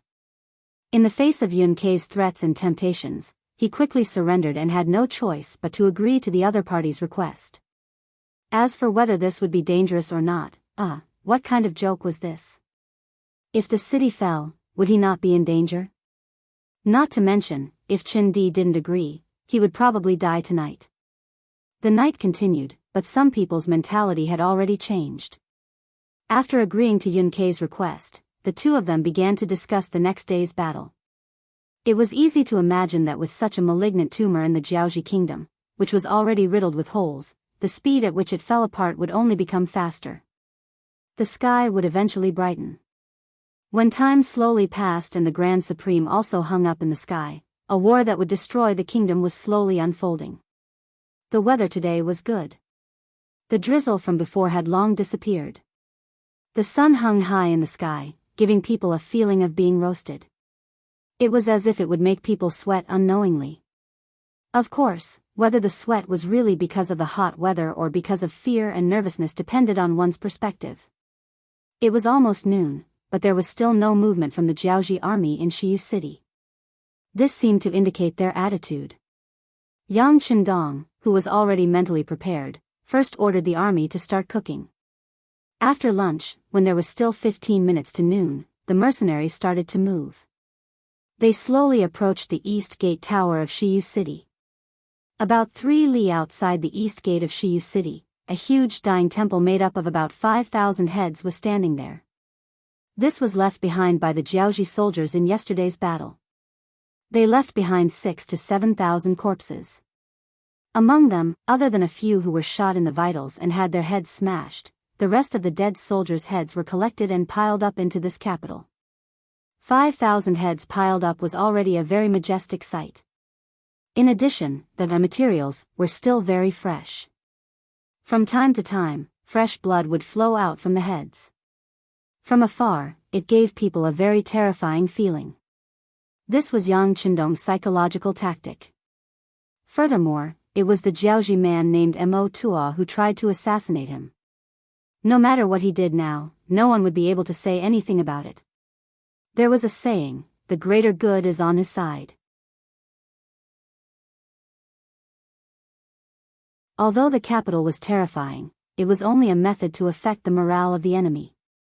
In order to win on the battlefield, one had to rely on strong military strength. In this aspect, the mercenaries were naturally strong. Just like now, at the front of the troops outside the city was naturally the main force of the Lang Feng's 3rd Battalion.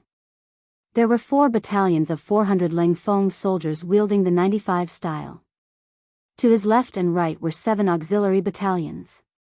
2,800 soldiers in camouflage uniforms without any military ranks held Type 81 rifles in their hands. They were like lions trying to catch a rabbit, ready to pounce at any moment.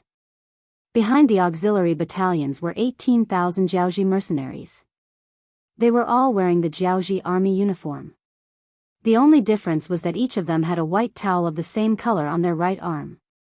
This was used to differentiate them from the Jiaoji soldiers in the city. Behind the Jiaoji mercenaries were the 7 auxiliary battalions.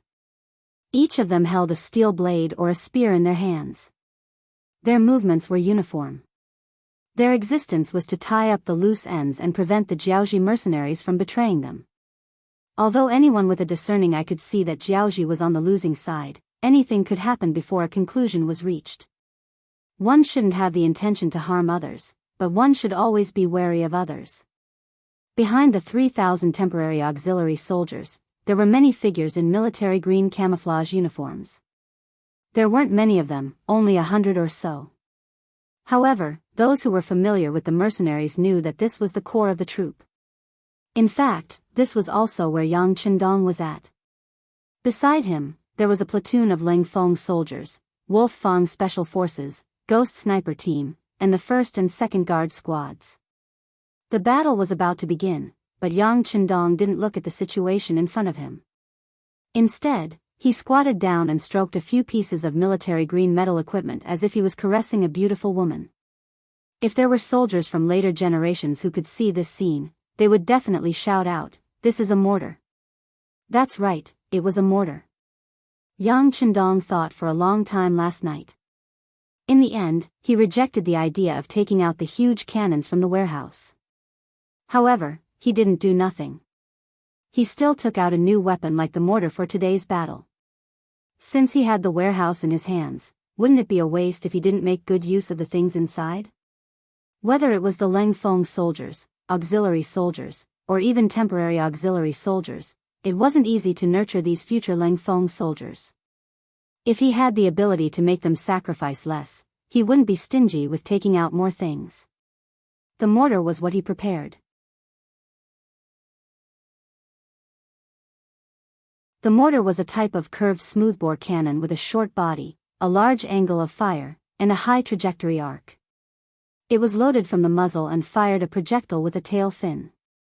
It was loaded from the muzzle and fired in a curved manner.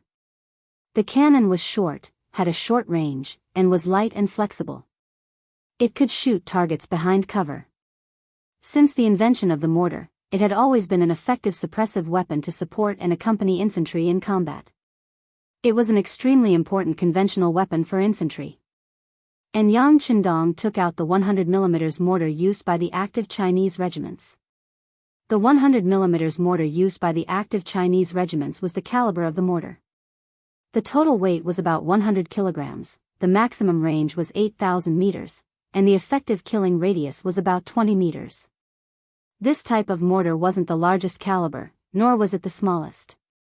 The weight of 200 kilograms wasn't too heavy. At least a few people could easily lift it up. Early in the morning, when the 5 mortars appeared in Yang Chendong's tent, only Tiger's Mane and Beta Persei were surprised.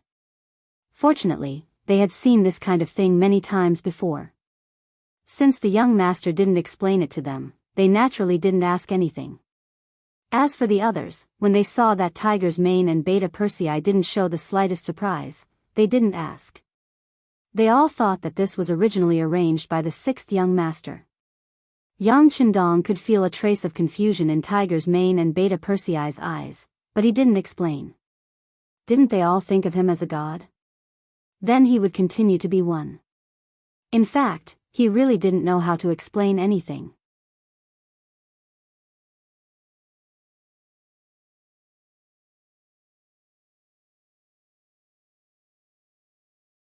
Chapter 530.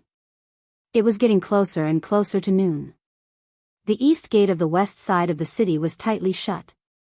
It was as though they would not budge no matter what happened. However, if one were to walk behind the east gate, one would see that there were many Jianghu soldiers gathered there.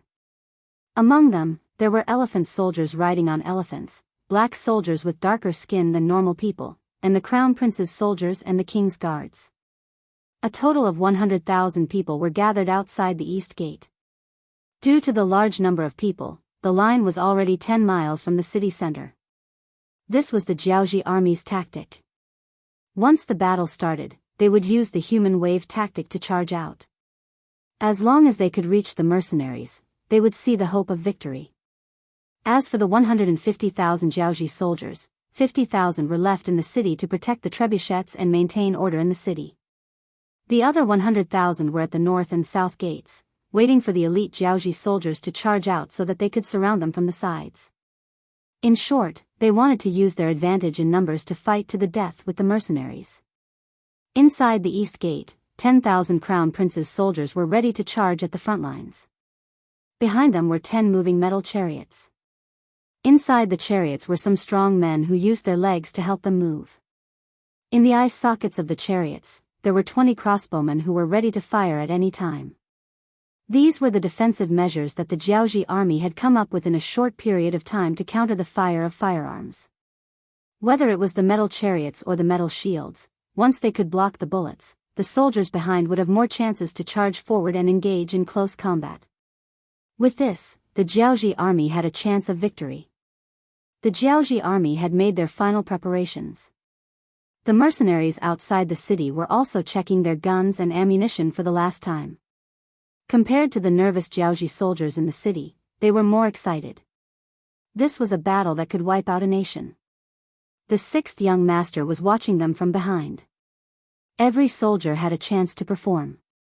Everyone wanted to achieve merit in this battle and return to Qiqian City with their medals to receive the congratulations of their family and friends.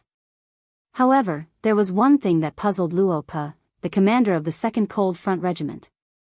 That was why the 6th young master didn't order them to attack the city. He only ordered them to guard the area 2 li in front of the city gates and surround the area in a fan shape. Commander, what is the 6th young master's intention? Will they be able to charge out if we guard like this? 3rd Battalion Commander Kong Chuanshin came to Luo Pe's side and asked in confusion. Clearly, he was also confused about the formation. Of course, Luo Pe would not say that he did not know how the 6th young master arranged it. As a superior, he glared at Kong Chuanshin and said, "Return to your commanding position." Do you need me to say more about obeying orders? Kong Chuanshin reluctantly returned to his position after being given the cold shoulder. He raised his head and looked at the sky. He seemed to be looking at the sun to see if it was noon. Just as he was about to do that, a few huge flames streaked across his pupils. He swore that the flames instantly attracted all his attention. His gaze moved instinctively and he saw the flames falling in an arc into Shiyu City. Then, a series of loud noises that made him feel stupefied and the entire earth trembled. Boom, boom, boom, boom, boom. The power of the mortars was on full display at this moment.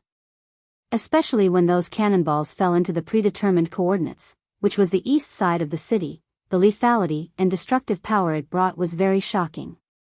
The streets and alleys were filled with elite Jianghu soldiers.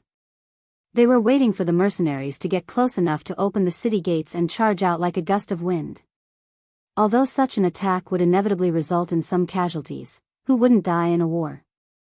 Moreover, the general had said that once they reached the side of the mercenaries, the scales of victory would tip in their favor. The general also said that no matter who it was, as long as they managed to snatch an advanced firearm from the mercenaries, they would be able to exchange it for 200 taels of silver. 200 taels of silver. Compared to the Jianghu soldiers who only received 2 taels of silver a month, that was equivalent to 10 years of their income. How could such a reward not excite them?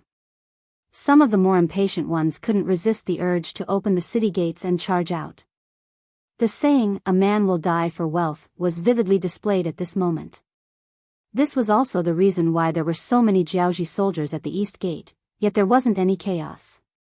There weren't any fights between soldiers either. Perhaps everyone's attention was focused outside the city, on the battlefield, thinking of ways to earn more money. Who would be willing to cause more trouble? It was precisely because these people were gathered together that when the mortar shells landed in the eastern part of the city, the destructive power and lethality caused by them was extremely shocking. Many of the soldiers didn't raise their heads to look, so they naturally didn't know where the cannonballs would land. Of course, even if they looked, they wouldn't know where the safest place was either. Based on the speed of sound, the whistling sound was heard first. Then, in less than a second, the cannonballs that were powerful enough to deafen and incinerate people landed on the ground, displaying their formidable might.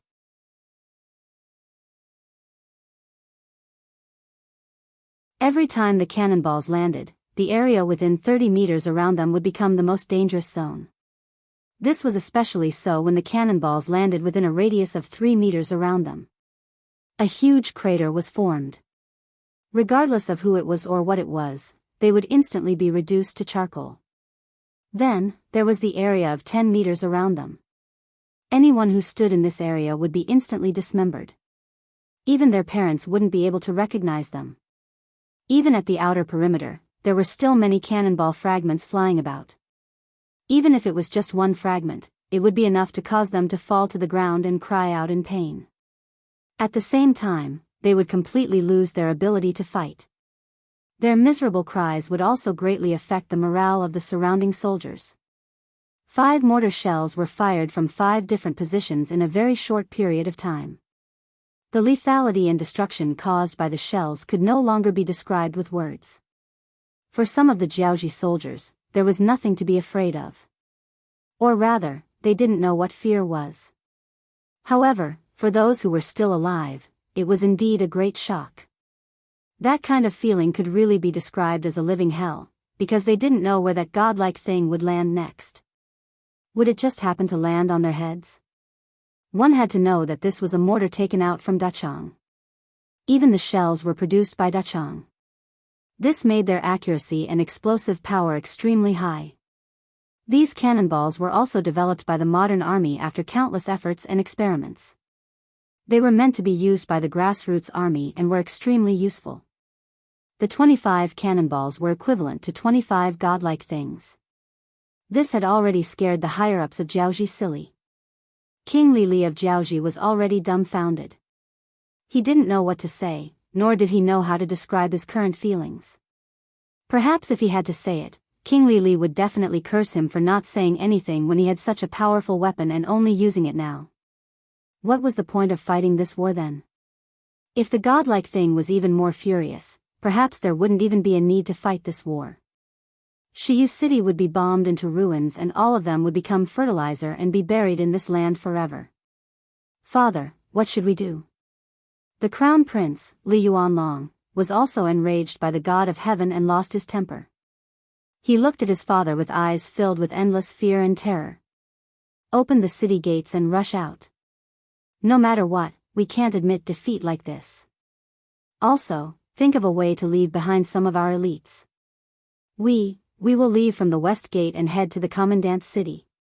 King Li had no choice but to prepare for the worst. Abandoning Shiyu City and heading to the commandant's city was a chess piece that Li had prepared. He thought that this move wouldn't be necessary and would only be used after a period of time. However, it seemed like he had no choice but to use it in advance. Yes. Crown Prince Li Yuanlong calmed down a little after hearing his father's words and went to pass down the order. Outside Shiyu City, the mercenaries were also shocked by the power of the mortar. In fact, it wasn't the first time some of them had seen the power of a cannon. In fact, the power of a cannon was far greater than the power of a mortar. However, because they hadn't received any news previously, they were shocked by this sudden change. Look, the city gates are open. The Jiaoji soldiers are about to rush out. It was unknown which Leng Feng suddenly shouted, drawing everyone's attention to him. As the commander of the 2nd Regiment, Luo Po's ears were still buzzing. No matter what, The fact that he was able to take on the role of a regiment commander was enough to prove his high mental fortitude. Therefore, when he saw that the city gate was open from the inside, he began to shout loudly. At the same time, he also gave an order, "Everyone, get ready. Our chance to shine is here. Check your guns and prepare grenades."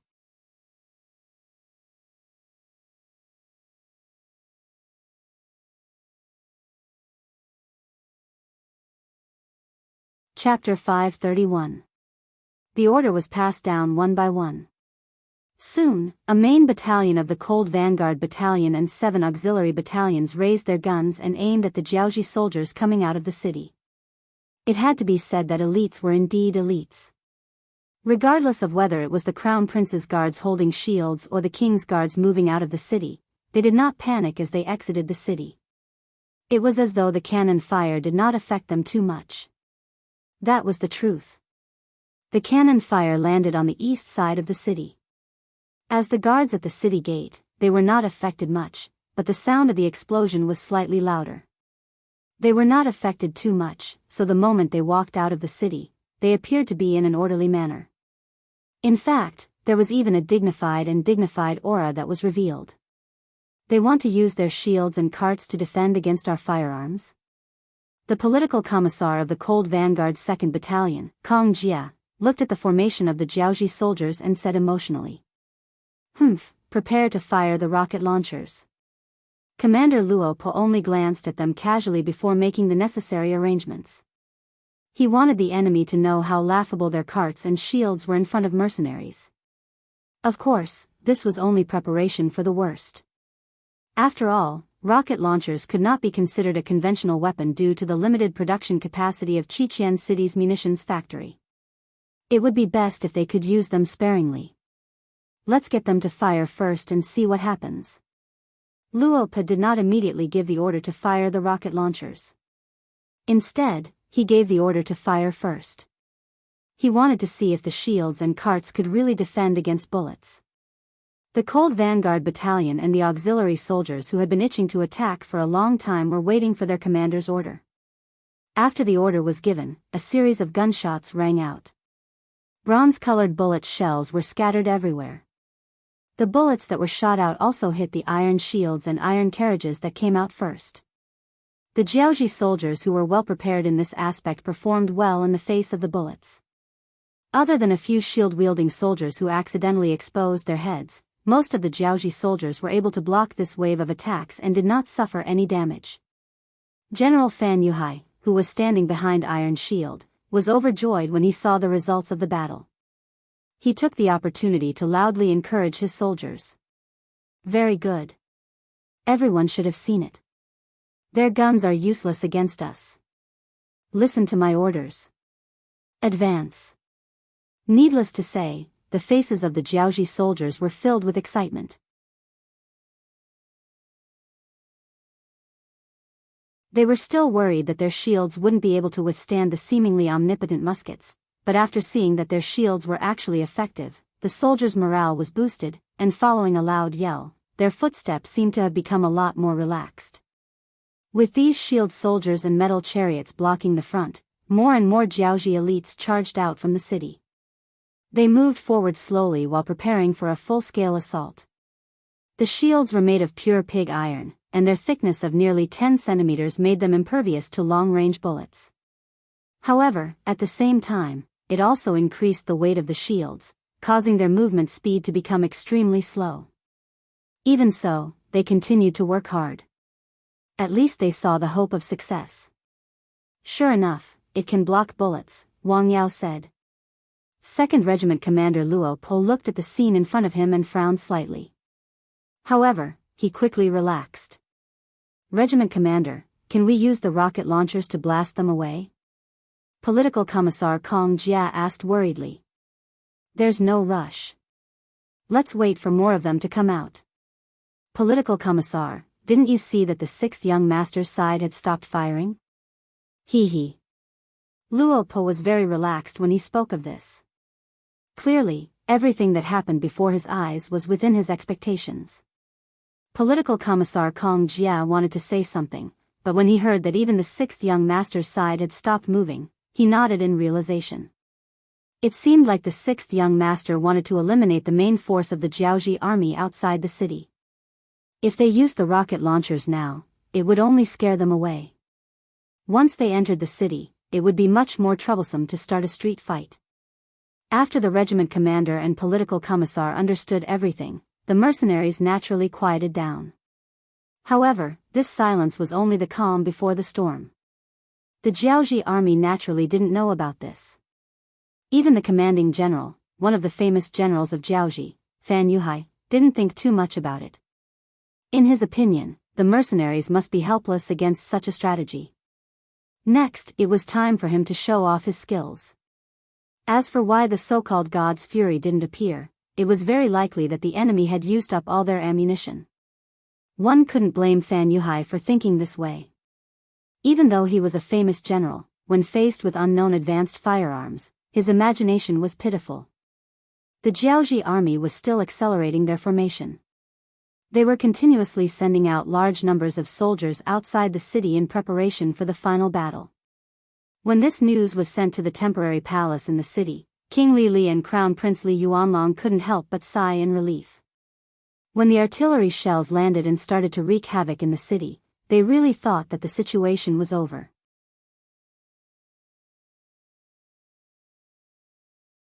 Their hearts couldn't help but turn cold. However, the sudden change in the battlefield gave them new hope. Good, good. Inform General Fan and General Chen to do as they please. As long as we can defeat the mercenaries and take the advanced firearms in their hands, it will be worth it no matter what price we have to pay. He was afraid that the two generals at the front wouldn't be able to give it their all. At this moment, King Li Li gave them a lot of power. However, King Li Li didn't know. Perhaps he had placed all his attention on the battlefield in the east of the city. He didn't know that in the west of the city, there was a faction opposing him that was growing. The master behind this faction was the minister of the imperial court and the minister of the west of the city, Chen Di. Last night, he'd said that he'd come to an agreement with Yun Quebec. No matter if it was for the sake of his own survival or for the sake of the Qin clan that stood behind him, he didn't have a path of retreat now. It was either death or destruction, so he would naturally choose the death of others. After Chen Di made his decision, the advantages he had gained from managing the west of the city for many years were finally revealed. After he gathered some of his trusted subordinates and Qin clan members, he raised the slogan of opposing King Li Li. He claimed that it was because of King Li Li's arrogance that he sent people to assassinate the Duke of Zhongdan of the Great Ming dynasty that the entire Jiaoji kingdom was in danger. If they wanted to resolve this matter and survive, there was only one way. That was to overthrow King Li Li and build a new kingdom in the Jiaoji region under the leadership of the mercenaries. In order to gain everyone's support and trust, Chen Di even told them that he had met with the mercenaries and that they had agreed to let him build an army of 10,000. There was no other way. Although most of the people were trustworthy, their opponent was King Li Li. Who knew if there would be a snitch? As expected, after Chen Di said that he had met with the mercenaries, the restless crowd quickly calmed down. As an opponent, the mercenaries were very terrifying. But once they became friends, this fear would no longer appear on them. Instead, it would become a great help, wouldn't it? Rather than saying that they trusted Chen Di, it was more accurate to say that they trusted the mercenaries. But no matter what the outcome was, these people had been successfully instigated to defect. The first thing they did was to target the catapults that were everywhere in the city. The catapults were one of the most advanced and commonly used long-range projectile weapons of that era. They were originally prepared to deal with the mercenaries that entered the city. When the huge rocks suddenly fell from the sky, although they would suffer losses, the mercenaries wouldn't be in a better situation.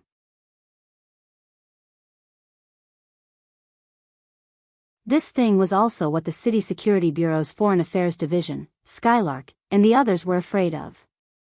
After receiving the sixth young master's order, they decided to remove this danger first. This also made Chen Di and the others valuable to be used. With these people's response and their subordinates, the 10,000 Jiaoji soldiers were quickly under their control. Then, they charged towards the catapults in the city and began to destroy them. King Lili didn't know about this. By the time he received this news, the situation had already been decided and the losses could not be recovered. Outside the east side of the city, apart from Crown Prince Li Yuanlong, who had followed his father's orders and called back the 5,000 Crown Prince guards, the other 100,000 elites were quickly leaving the city and getting into formation. An army of nearly 100,000. If all of them were deployed, it would be a very large force. Just looking at it from afar would make one's legs go soft and their entire body tremble. After all, this scale was enough to make anyone who was advancing feel fear. Commander Luo Po also knew this and didn't want his soldiers to experience this. Although he had confidence in the mercenaries, especially in Ling Feng, it was better not to try some things. Therefore, when the other side left the city with about 50,000 people, he waved his hand and ordered the 5 rocket launchers to each lead 5 deputies to move to the west of the city under the east city gate. There was no other way. The effective range of the rocket launcher was only around 200 meters. Right now, the distance between the two sides was at least 500 meters. Although this distance was shrinking as the Jiaoji army continued to leave the city, he couldn't wait any longer. He could only order the rocket launchers to attack first. You're tuning into the Biyao's Wuxia Chronicles YouTube channel. Don't forget to subscribe and join us on this journey to catch the most captivating stories.